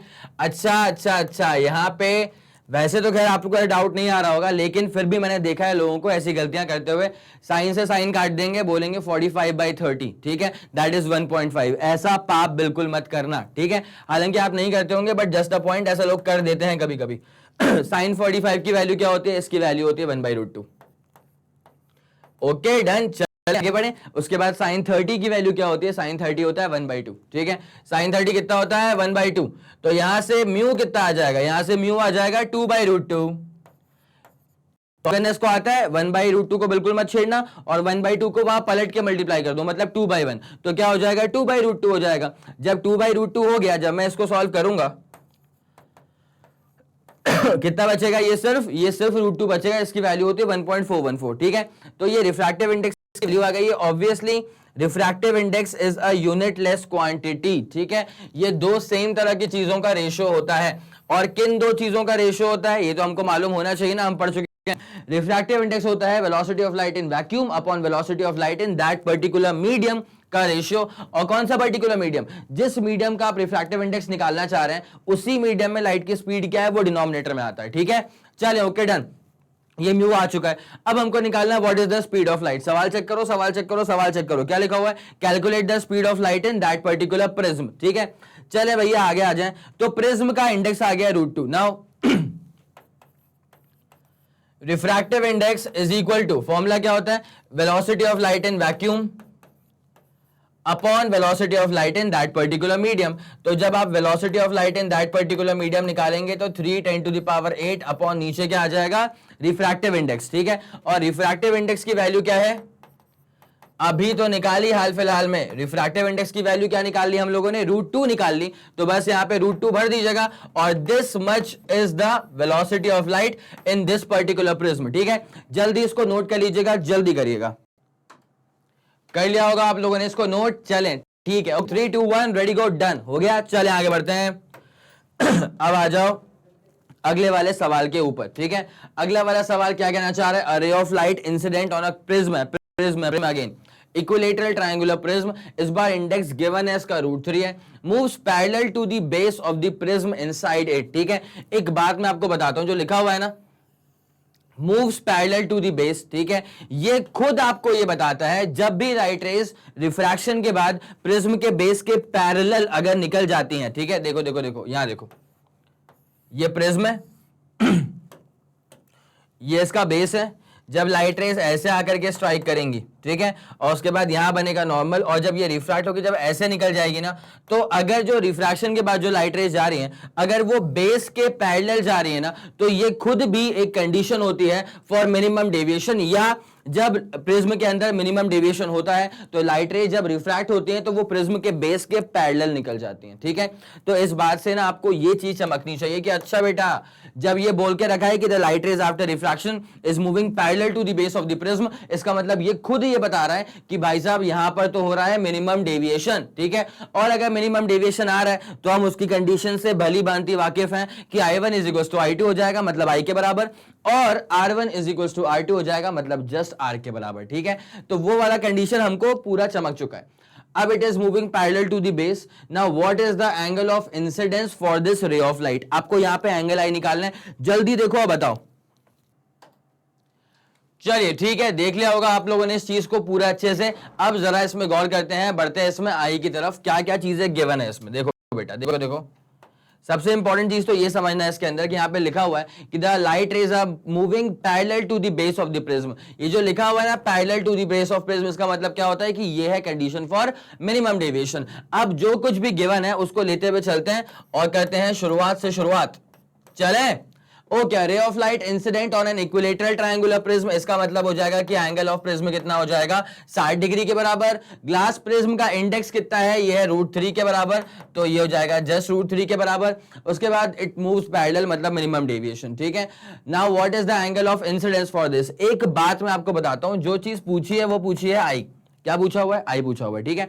अच्छा एक और चीज देख लो, ये जो इंडेक्स गिवन है ना, ये डेंसर का गिवन होगा, और लाइट रेस कहां से आ रही है, एयर से आ रही है, तो रेयरर का इंडेक्स कितना हो जाएगा, जस्ट 1 के बराबर हो जाएगा, बस आई पूछा हुआ है ना। अब एक बात सुनना, सिंस मिनिमम डेविएशन हो रहा है तो आप एक जनरल फॉर्मूला जानते हैं, आपको मैंने पूरा बकायदा प्रीवियस पार्ट में डेरिवेशन करवा के रखा है प्रिज्म का तरीके से, तो वहां बताया था कि ए क्या आया था R1 + R2।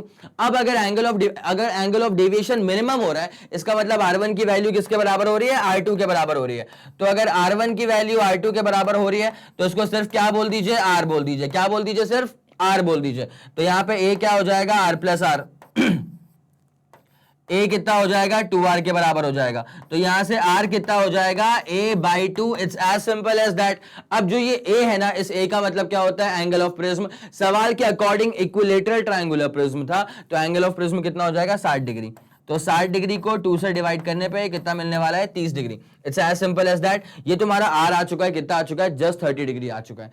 अब जरा गौर करते हुए चलेगा, अब मुझे निकालना पड़ेगा यहाँ पे क्या पूछा हुआ है, मुझसे पूछा हुआ है what is the angle of incidence. इसके लिए ना एक पल को थोड़ा सा एक बार जरा प्रिज्म के ऊपर फोकस करिए। ये आपके पास प्रिज्म है, ठीक है। अब क्या हो रहा है, ये तुम्हारे पास एक ट्रायंगुलर इक्विलेटरल ट्रायंगुलर प्रिज्म है, ठीक है। अब जब लाइट रेज आकर के यहां पे स्ट्राइक करेंगी ना, देख लो, जब लाइट रेज आकर के यहां पे स्ट्राइक करने वाली है ना, तो उसके बाद क्या होगा, नाउ इट विल बेंड, ठीक है, इट विल बेंड, और फिर लाइट रे ऐसे निकल जाएगी, it is moving parallel to the base of the prism, फिर लाइट रेज ऐसे निकल जाएंगी यहां से। कोई दिक्कत वाली बात है क्या, पक्का। अब जब आप इसका नॉर्मल प्लॉट करेंगे, क्या प्लॉट करेंगे, इसका नॉर्मल, पक्का। तो ये जो एंगल बनता है इसको बोलते हैं एंगल ऑफ इंसिडेंस, और ये जो एंगल बनेगा इसको बोलेंगे एंगल ऑफ रिफ्रैक्शन, ठीक है। अब जरा गौर करते हुए चलेगा, क्या क्या चीजें इसके अंदर निकालनी पड़ेंगी आपको सिर्फ आई से मतलब है। अब स्नेल्स लॉ के लिए मैंने एक फंडा सिखा के रखा हुआ है, कहां से आ रही है इक्वल टू कहां को जा रही है, कैसे आगे रखा है, कहां से आ रही है इक्वल टू कहां को जा रही है। और ये हम किससे बात कर रहे होते हैं, ये हम बात कर रहे होते हैं लाइट रेस के साथ, ठीक है। तो लाइट रेस कहां से आ रही है, तो लाइट रेस आ रही है रेयर मीडियम से, मतलब μ1, ठीक है। और वहां पे कितना एंगल बन रहा है, तो वहां पे एंगल बन रहा है आई के बराबर, इक्वल टू लाइट रेस कहां पे जा रही है, तो मतलब डेंसर मीडियम, मतलब μ2। उसके बाद यहां पर कितना एंगल बन रहा है, तो साइन आर, और साइन आर मतलब आर की वैल्यू कितनी आ चुकी है, 30 आ चुकी, तो आर की वैल्यू भर देना 30 के बराबर, ठीक है। उसके बाद μ1 का मतलब होता है इंडेक्स ऑफ एयर, जो कि 1 के बराबर होता है। उसके बाद sine i is equals to μ2 का मतलब क्या होता है, index of the denser medium.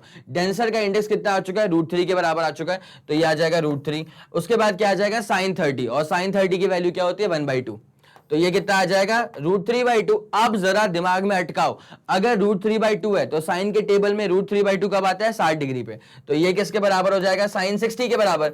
जिसका सीधा साधा मतलब ये है कि अगर साइन आई की वैल्यू √3/2 आ रही है, देयरफॉर सिंपल सी बात है आई की वैल्यू कितनी आ रही होगी, आई की वैल्यू आ रही होगी 60 degree.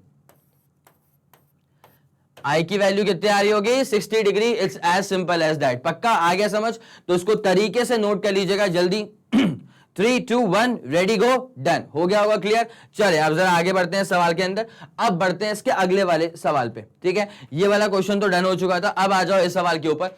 Find the angle of incidence for which the incident ray is normal to the reflected ray. ऐसा कौन सा एंगल ऑफ इंसिडेंस होगा जिसके करस्पॉन्डिंग ऐसा होने वाला होगा कि इंसिडेंट रे और रिफ्लेक्टेड रे एक दूसरे के परपेंडिकुलर हैं। तो अगर इंसिडेंट रे और रिफ्लेक्टेड रे एक दूसरे के परपेंडिकुलर हैं तो इनके बीच में कितना एंगल आएगा 90 डिग्री आएगा। कितना आएगा 90 डिग्री। ठीक है, अब चलते हैं एकदम डायग्राम को देखते हुए चलते हैं अच्छे से। ठीक है, देखो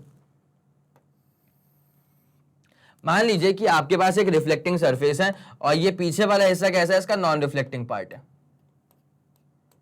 अब इसके ऊपर आकर के एक लाइट रे स्ट्राइक करती है कुछ इस तरह। आकर के एक लाइट रे स्ट्राइक कर गई। ठीक है, इसको हम कहते हैं इंसिडेंट रे। क्या बोलते हैं? Incident ray. उसके बाद लाइट रे जब ऐसे स्ट्राइक करेगी तो लाइट रे ऐसे निकल भी जाएगी। इसको हम क्या बोलते हैं? Reflected ray. ठीक है, और जिस पॉइंट पे स्ट्राइक करती है उसे कहते हैं पॉइंट ऑफ इंसिडेंस। और पॉइंट ऑफ इंसिडेंस पे बन जाता है नॉर्मल। क्या बन जाता है? नॉर्मल। ये रहा पॉइंट ऑफ इंसिडेंस। यहां पे हम आराम से पहले प्लॉट कर देंगे नॉर्मल। नॉर्मल बहुत जरूरी है यार। ठीक है, बिकॉज एंगल जब निकालोगे ना तुम तो नॉर्मल के रिस्पेक्ट में तो निकालोगे। तो इंसिडेंट रे और नॉर्मल के बीच में जो एंगल बनता है उसी को तो कहा जाता है एंगल ऑफ इंसिडेंस। क्या कहा जाता है? Angle of incidence. और रिफ्लेक्टेड रे और नॉर्मल के बीच में जो एंगल बनता है इसी को तो कहा जाता है एंगल ऑफ रिफ्लेक्शन। ठीक है, इट्स एज सिंपल। ठीक है, अब सवाल के अकॉर्डिंग, अगर सवाल के अकॉर्डिंग हम चलें तो पहले एक जरा काम करता हूं, पहले हल्का सा नामकरण कर देता हूं। जो ये लाइट रेस आ रही है ना इसे कहा जाएगा इंसिडेंट लाइट रे। इंसिडेंट रे कहा जाएगा। ठीक है, और जो लाइट रेस ऐसे निकल रही है ना इसे कहा जाएगा रिफ्लेक्टेड रे।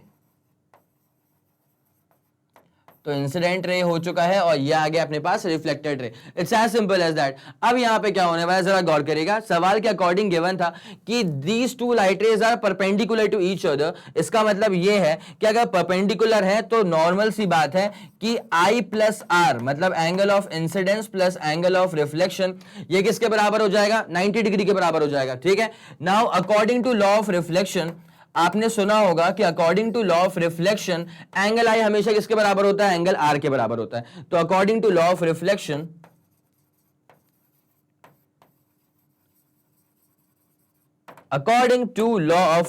हमें एक बात समझ में आती है कि अच्छा आई और आर की वैल्यू बराबर है। ठीक है, अब दिमाग में अटका लो तुमको निकालना क्या है? तुमको आई निकालना है, आर नहीं निकालना है। ठीक है, तो अब हमको एक बात समझ में आती है कि देखिए सर, अगर I प्लस आर की वैल्यू 90 के बराबर है, अब I आर के बराबर भी होता है because according to law of reflection. ठीक है, तो सिंस I आर के बराबर है मतलब R I के बराबर है, देयरफॉर कहानी ऐसी भी तो कही जा सकती है I को बिल्कुल मत टच करिएगा, प्लस R को आप लिख दीजिएगा I के बराबर और इज इक्वल टू क्या आ जाएगा 90 डिग्री। तो I प्लस आई कितना हो जाएगा? 2i हो जाएगा। तो 2i इज इक्वल टू क्या हो जाएगा? 90 डिग्री हो जाएगा।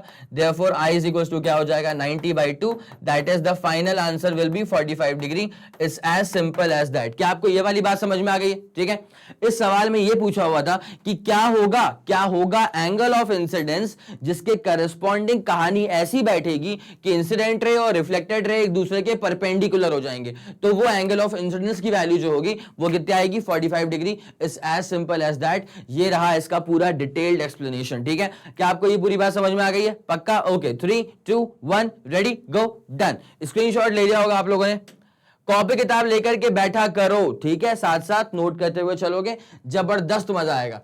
अब क्वेश्चन नंबर 14 के ऊपर आ जाइए। ठीक है, क्वेश्चन नंबर 14 क्या है? A convex lens of focal length 0.2 metre. देखिए यूजुअली क्या होता है कि रे ऑप्टिक्स में हमको हैबिट पड़ जाती है कि हम ना हर डिस्टेंस को सेंटीमीटर्स में लेकर के ही चलते हैं। ठीक है, लेकिन यहां पे आपको फोकल लेंथ गिवन है 0.2 मीटर। तो ऑब्वियसली अगर आप कभी इसे कन्वर्ट करेंगे तो आपको पता होना चाहिए 0.2 मीटर बोले तो 20 सेंटीमीटर। ठीक है, ये एक छोटा सा कन्वर्जन करना होगा तो कर लेना अपने हिसाब से, बाकी तो मैं सॉल्व कर ही दूंगा। Is made of glass, glass का बना हुआ है मतलब इंडेक्स कितना है इसका 1.5 के बराबर है, मतलब इंडेक्स ऑफ लेंस कितना है 1.5 के बराबर। Is immersed in water of index 1.5, मतलब आपको मैंने सिखाया था एक था म्यू एल जिसका मतलब होता है इंडेक्स ऑफ लेंस, और एक था म्यू एक्स म्यू एस इसका मतलब होता है रिफ्रैक्टिव इंडेक्स ऑफ सराउंडिंग, इसका मतलब होता है refractive index of the surrounding. It's as simple as that. अब इसका यूज कहां पे करना पड़ता है? इसका यूज करना पड़ जाता है लेंस मेकर फॉर्मूला के अंदर। क्या आपको याद है लेंस मेकर फॉर्मूला क्या था? दिस वाज, देखिए म्यू था, मतलब mu L upon mu S -1, उसके बाद फिर आता है 1/R1 माइनस आता है 1/R2। It's as simple as that, ठीक है। ये छोटी मोटी बातें थी इसके अंदर। अब निकालना है find that change in the focal length of the lens, ठीक है। मतलब फाइनल फोकल लेंथ क्या हो जाएगा, इनिशियल फोकल लेंथ क्या था, उसका डिफरेंस क्या है वो निकालना है। एक बात पे जरा गौर करिएगा, अगर मैं कभी भी किसी भी लेंस को अगर मैं पानी में डाल दूं या किसी और मीडियम के अंदर डाल दूं, तो मीडियम को चेंज करने से उस लेंस का फोकल लेंथ जो है वो चेंज हो जाता है बेटा। अब ऐसा क्यों होता है? बिकॉज लेंस के फोकल लेंथ के फॉर्मूले में आपको दिखाई देता है कि फोकल लेंथ की डिपेंडेंसी होती है रिफ्रैक्टिव इंडेक्स के ऊपर, ठीक है। अब रिफ्रैक्टिव इंडेक्स तो अलग अलग मटेरियल का अलग अलग होता है, तो अलग अलग मीडियम का अलग अलग होता है। तो अगर मैंने लेंसेज का मीडियम चेंज कर दिया है तो उसका रिफ्रैक्टिव इंडेक्स भी चेंज हो जाएगा। लेंसेज का मीडियम चेंज कर दिया मतलब लेंसेज को जिस मीडियम में रखा है अब वो अलग अलग मीडियम में रख रहा हूं। पहले एयर में रखा होगा तो एयर इज अ मीडियम, उसके बाद पानी में डाल दिया तो मैंने लेंसेज का सराउंडिंग मीडियम चेंज कर दिया है, जिस वजह से उस लेंस की फोकल लेंथ पे फर्क पड़ जाएगा, ठीक है। जरा सवाल देखो अच्छे से, फिर उसको सॉल्व करना शुरू करते हैं। चाहिए, ठीक है, ओके डन। अब जरा पूरी तरह से कूद जाओ इस सवाल के ऊपर अच्छे से, ठीक है। फोकल लेंथ जो गिवन है ना 0.2 मीटर, ये एयर में गिवन है। कहां गिवन है बेटा? एयर में गिवन है, ठीक है। तो गिवन डेटा के अकॉर्डिंग हम यहां पे कार्यक्रम शुरू करते हैं अपना। करें, क्या बोलते हो, करें शुरू? चलें, डन, चलो। तो फोकल लेंथ लेंस का ही जो गिवन है एयर में वो गिवन है 0.2। मैं मीटर्स में रहने देता हूं, कोई दिक्कत वाली बात नहीं, ठीक है। मन करे तो आखिरी में कन्वर्ट कर लेंगे सेंटीमीटर्स में। And made of glass, glass का जो इंडेक्स मतलब ये लेंस का इंडेक्स है 1.5, ये लेंस का इंडेक्स है 1.5, ठीक है। थोड़ा, हाँ जी, लेंस का इंडेक्स है 1.5। उसके बाद क्या है? इज इमर्स्ड इन वाटर, ठीक है, मतलब सराउंडिंग का इंडेक्स है 1.33। अब जो सराउंडिंग में डाल देंगे लेंस को उसका इंडेक्स कितना देके रखा हुआ है? 1.33, ठीक है। अब उसके बाद क्या देके रखा हुआ है? Find the change in the focal length of the lens, मतलब चेंज निकालना है। तो पहले ये निकालना पड़ेगा कि वाटर में क्या फोकल लेंथ है। पहले ये निकालना पड़ेगा कि जब लेंस को वाटर में डाल दिया तो क्या फोकल लेंथ आ रहा है, ठीक है। अब अकॉर्डिंग टू कंडीशंस चलते हुए चलना, ठीक है। तो जब लेंस रखा है एयर में, जब लेंस रखा है एयर में तब जाकर के क्या फॉर्मूला बैठेगा, जरा गौर करो। 1 focal length in air, obviously lens maker formula, ठीक है। तो फोकल लेंथ क्या होगा एयर में? ये गिवन है भाई साहब 0.2 इज इक्वल टू क्या होता है? यहां पे आ जाएगा म्यू -1। क्या आता है? म्यू -1, ठीक है। तो म्यू क्या है इस बार? 1.5। तुम बोलोगे sir mu L upon mu S क्यों नहीं करा? तो ले भाई वही कर दिया है। म्यू एल का मतलब क्या होता है? लेंस का इंडेक्स 1.5 अपॉन म्यू एस का मतलब क्या होगा? सराउंडिंग का इंडेक्स। सराउंडिंग अभी क्या है? एयर। एयर में क्या होगा? इंडेक्स 1, तो मैंने लिखा ही नहीं 1 नीचे, ठीक है, चलेगा ना। तो म्यू -1 इंटू क्या आ जाएगा? 1/R1 minus 1/R2। अब इसके बारे में कोई जानकारी नहीं है, तुम्हारी कसम मुझे इसके बारे में अभी तो कुछ नहीं पता है कि R1 R2 की वैल्यूज कुछ गिवन थी भी क्या, तो यहां पे तो कुछ गिवन थी नहीं, ठीक है। अब क्या हो जाएगा? 1/0.2 इज इक्वल टू 1.5 माइनस 1 करेंगे तो 0.5, और बगल में आ जाएगा 1/R1 माइनस 1/R2, ठीक है। ये 0.5 जब नीचे मल्टीप्लाई होगा तो पता है ना क्या होगा, जरा गौर करिएगा। जब 0.2 को हम मल्टीप्लाई करेंगे 0.5 से तो 0.2 का आधा हो जाएगा, मतलब 0.1 हो जाएगा। आया? और इज इक्वल टू क्या बचेगा? ये बचेगा 1/R1 माइनस बचेगा 1/R2। अब जो ये 0.1 लिखा हुआ है ना, इसको मैं 1/10 लिख सकता हूं। क्या बोला मैंने? जो 0.1 लिखा हुआ है इसको मैं लिख दूंगा 1/10। तो देयरफॉर क्लियर है यहां से एक बात कि अच्छा बेटा 1/R1 माइनस 1/R2 की जो वैल्यू आएगी ये 1/0.1 है, विच इज नथिंग बट 10। अब सर क्या करेंगे इसको बनाएंगे इक्वेशन, इसको बाद में यूज करना पड़ सकता है, ऑब्वियसली पड़ेगा ही पड़ेगा, ठीक है।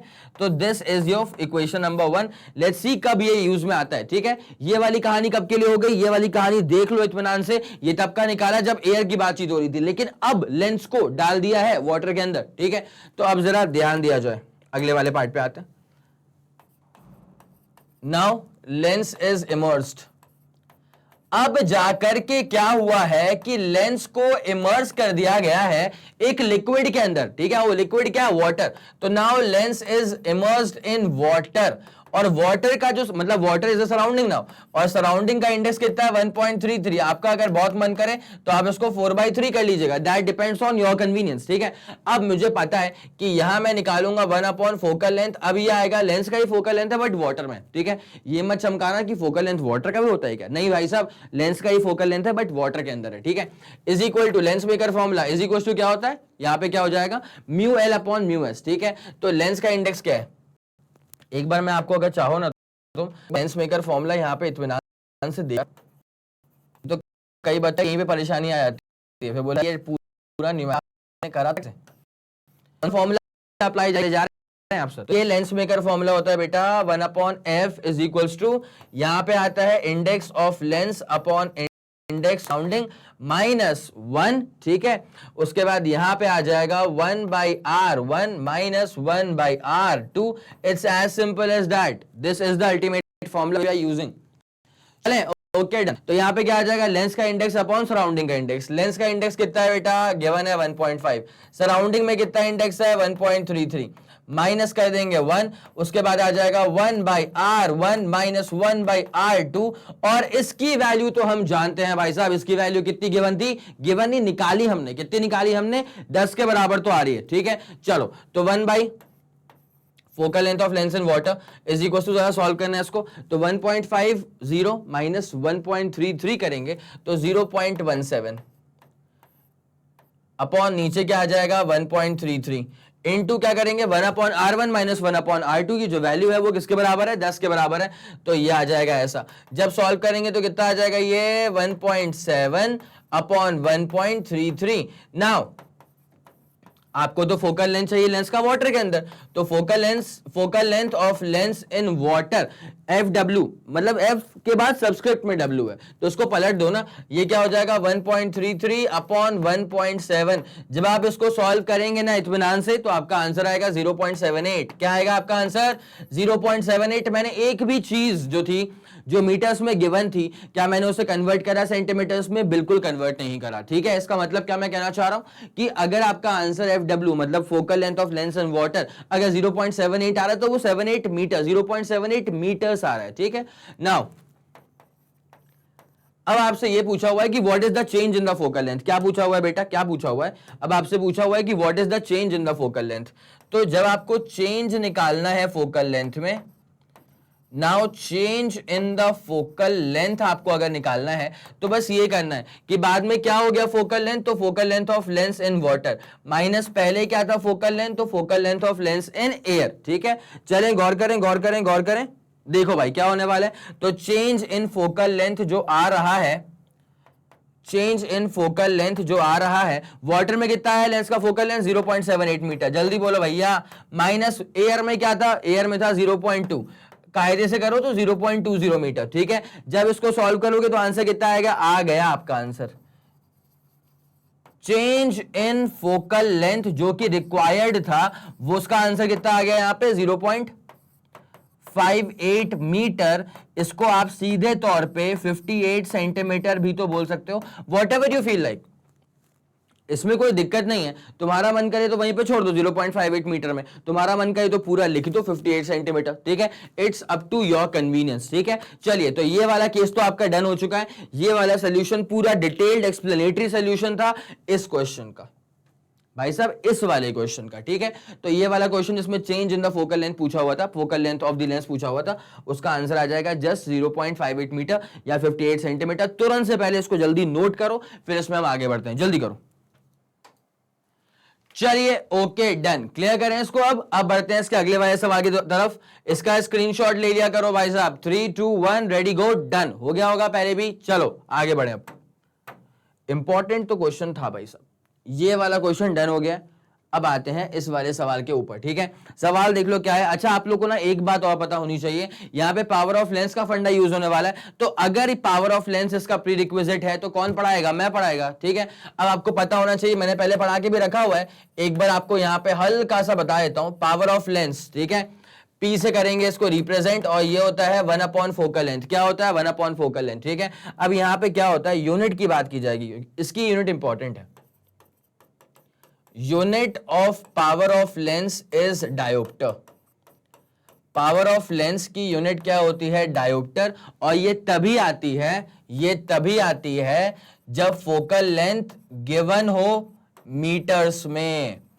अगर गिवन ना हो मीटर्स में तो पहले कन्वर्ट करो मीटर्स में, उसके बाद ही पावर के अंदर डालना, तब जाकर के उसका फॉर्मूला पूरा सही बैठेगा और यूनिट डायोप्टर्स में देगा पावर। ठीक है, तो अगर जैसे मान लीजिए पावर निकालना है 1 फोकल लेंथ। ठीक है, अब अगर ये फोकल लेंथ सेंटीमीटर्स में गिवन है तो इसको मीटर्स में कन्वर्ट करने के लिए डिवाइड करना पड़ेगा इसको 100 से, तो मैं सीधे ऐसे भी लिख सकता हूं। ठीक है, तो ये वाला फॉर्मूला हो जाएगा। या अब तो तुम तो एक काम करो, बस इसी फॉर्मूले को दिमाग में डाल लो। ठीक है, और ये फोकल लेंथ यहाँ पे किस में आएगा? मीटर्स में आएगा। तो अगर मीटर्स में गिवन है फोकल लेंथ तो बस 1/f कर दे, कोई दिक्कत नहीं है। लेकिन अगर सेंटीमीटर्स में गिवन है फोकल लेंथ तो पहले मीटर्स में कन्वर्ट करना पड़ेगा। कन्वर्ट करने के लिए ही मैंने यहाँ पे 100 लगा के रखा हुआ है। ठीक है, तो ये बेसिक सा फंडा होता है इसका पावर ऑफ लेंस का। ठीक है, it is just 1 focal length, it's as simple as that. अगर मीटर्स में कन्वर्टेड है तो ऐसा होगा, सेंटीमीटर से मतलब 100/f कर लेना, जो बताया मैंने अभी। ठीक है, अब जरा इस सवाल के ऊपर आ जाओ, क्या बोल के रखा हुआ है? A convex lens is made of glass of refractive index 1.5। Okay done, समझ गया हम इस बात को। If the radius of curvature of each of the two surfaces is 20 centimetre. ठीक है भाई, रेडियस ऑफ कर्वेचर की जब बात की जा रही है कॉन्वेक्स लेंस की, तो आपका पूरा ध्यान इस लॉजिक पे होना चाहिए। This is nothing but a convex lens. ये हो जाएगा फर्स्ट सरफेस। ठीक है, और ये वाला हो जाएगा सेकेंड सरफेस। क्या बोलते हो? पक्का?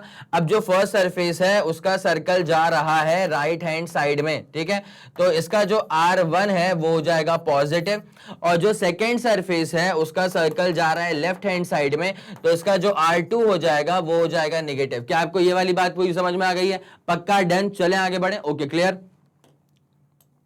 साइन कन्वेंशन बेटा बहुत इंपॉर्टेंट है। और रेडियस कितना गिवन था यहाँ पे? 20 सेंटीमीटर। अगर रेडियस ऑफ कर्वेचर की वैल्यू अगर 20 सेंटीमीटर्स गिवन है तो आपका पहला काम होता है इसको मीटर्स में कन्वर्ट कर लेना। ठीक है, तो ये कितना हो जाएगा? ये हो जाएगा 0.2 मीटर। कितना हो जाएगा? 0.2 मीटर। पक्का आ गया समझ? अब डेटा को लेते हैं और बढ़ते हैं सीधे इसके सोल्यूशन के ऊपर। ठीक है, तो find the ratio of power of the lenses. Ratio निकालना है पावर ऑफ द लेंस का when placed in air to its power when immersed in a liquid of refractive index 1.25। मतलब पहले पावर निकालना है लेंस का जब वो एयर में रखा हुआ है, और उसके बाद पावर निकालना है उसी लेंस का जिसको एक लिक्विड के अंदर डाल दिया है, और उस लिक्विड का रिफ्रैक्टिव इंडेक्स भी भाई साहब खांबा देके रखा हुआ है 1.25। ठीक है, अब आपको निकालना है कि क्या होगा रेशियो। ठीक है, शुरुआत से करते हैं शुरुआत। जो डेटा दिख रहा है उसको बस वहां लिखते हुए चलना। तो लेंस का इंडेक्स है 1.5। ठीक है, लेंस का जो इंडेक्स है वो है 1.5। ओके डन, लेंस का जो इंडेक्स है सिर्फ 1.5 है। ठीक है, मान लिया हम लोगों ने। अब उसके बाद यहाँ पे क्या कर दिया है उसको ना, गिवन है यहाँ पे रिफ्रैक्टिव इंडेक्स है, radius of curvature of each of the two surfaces is 20 centimetre, मतलब 0.2 मीटर। ठीक है, इज 0.2 मीटर।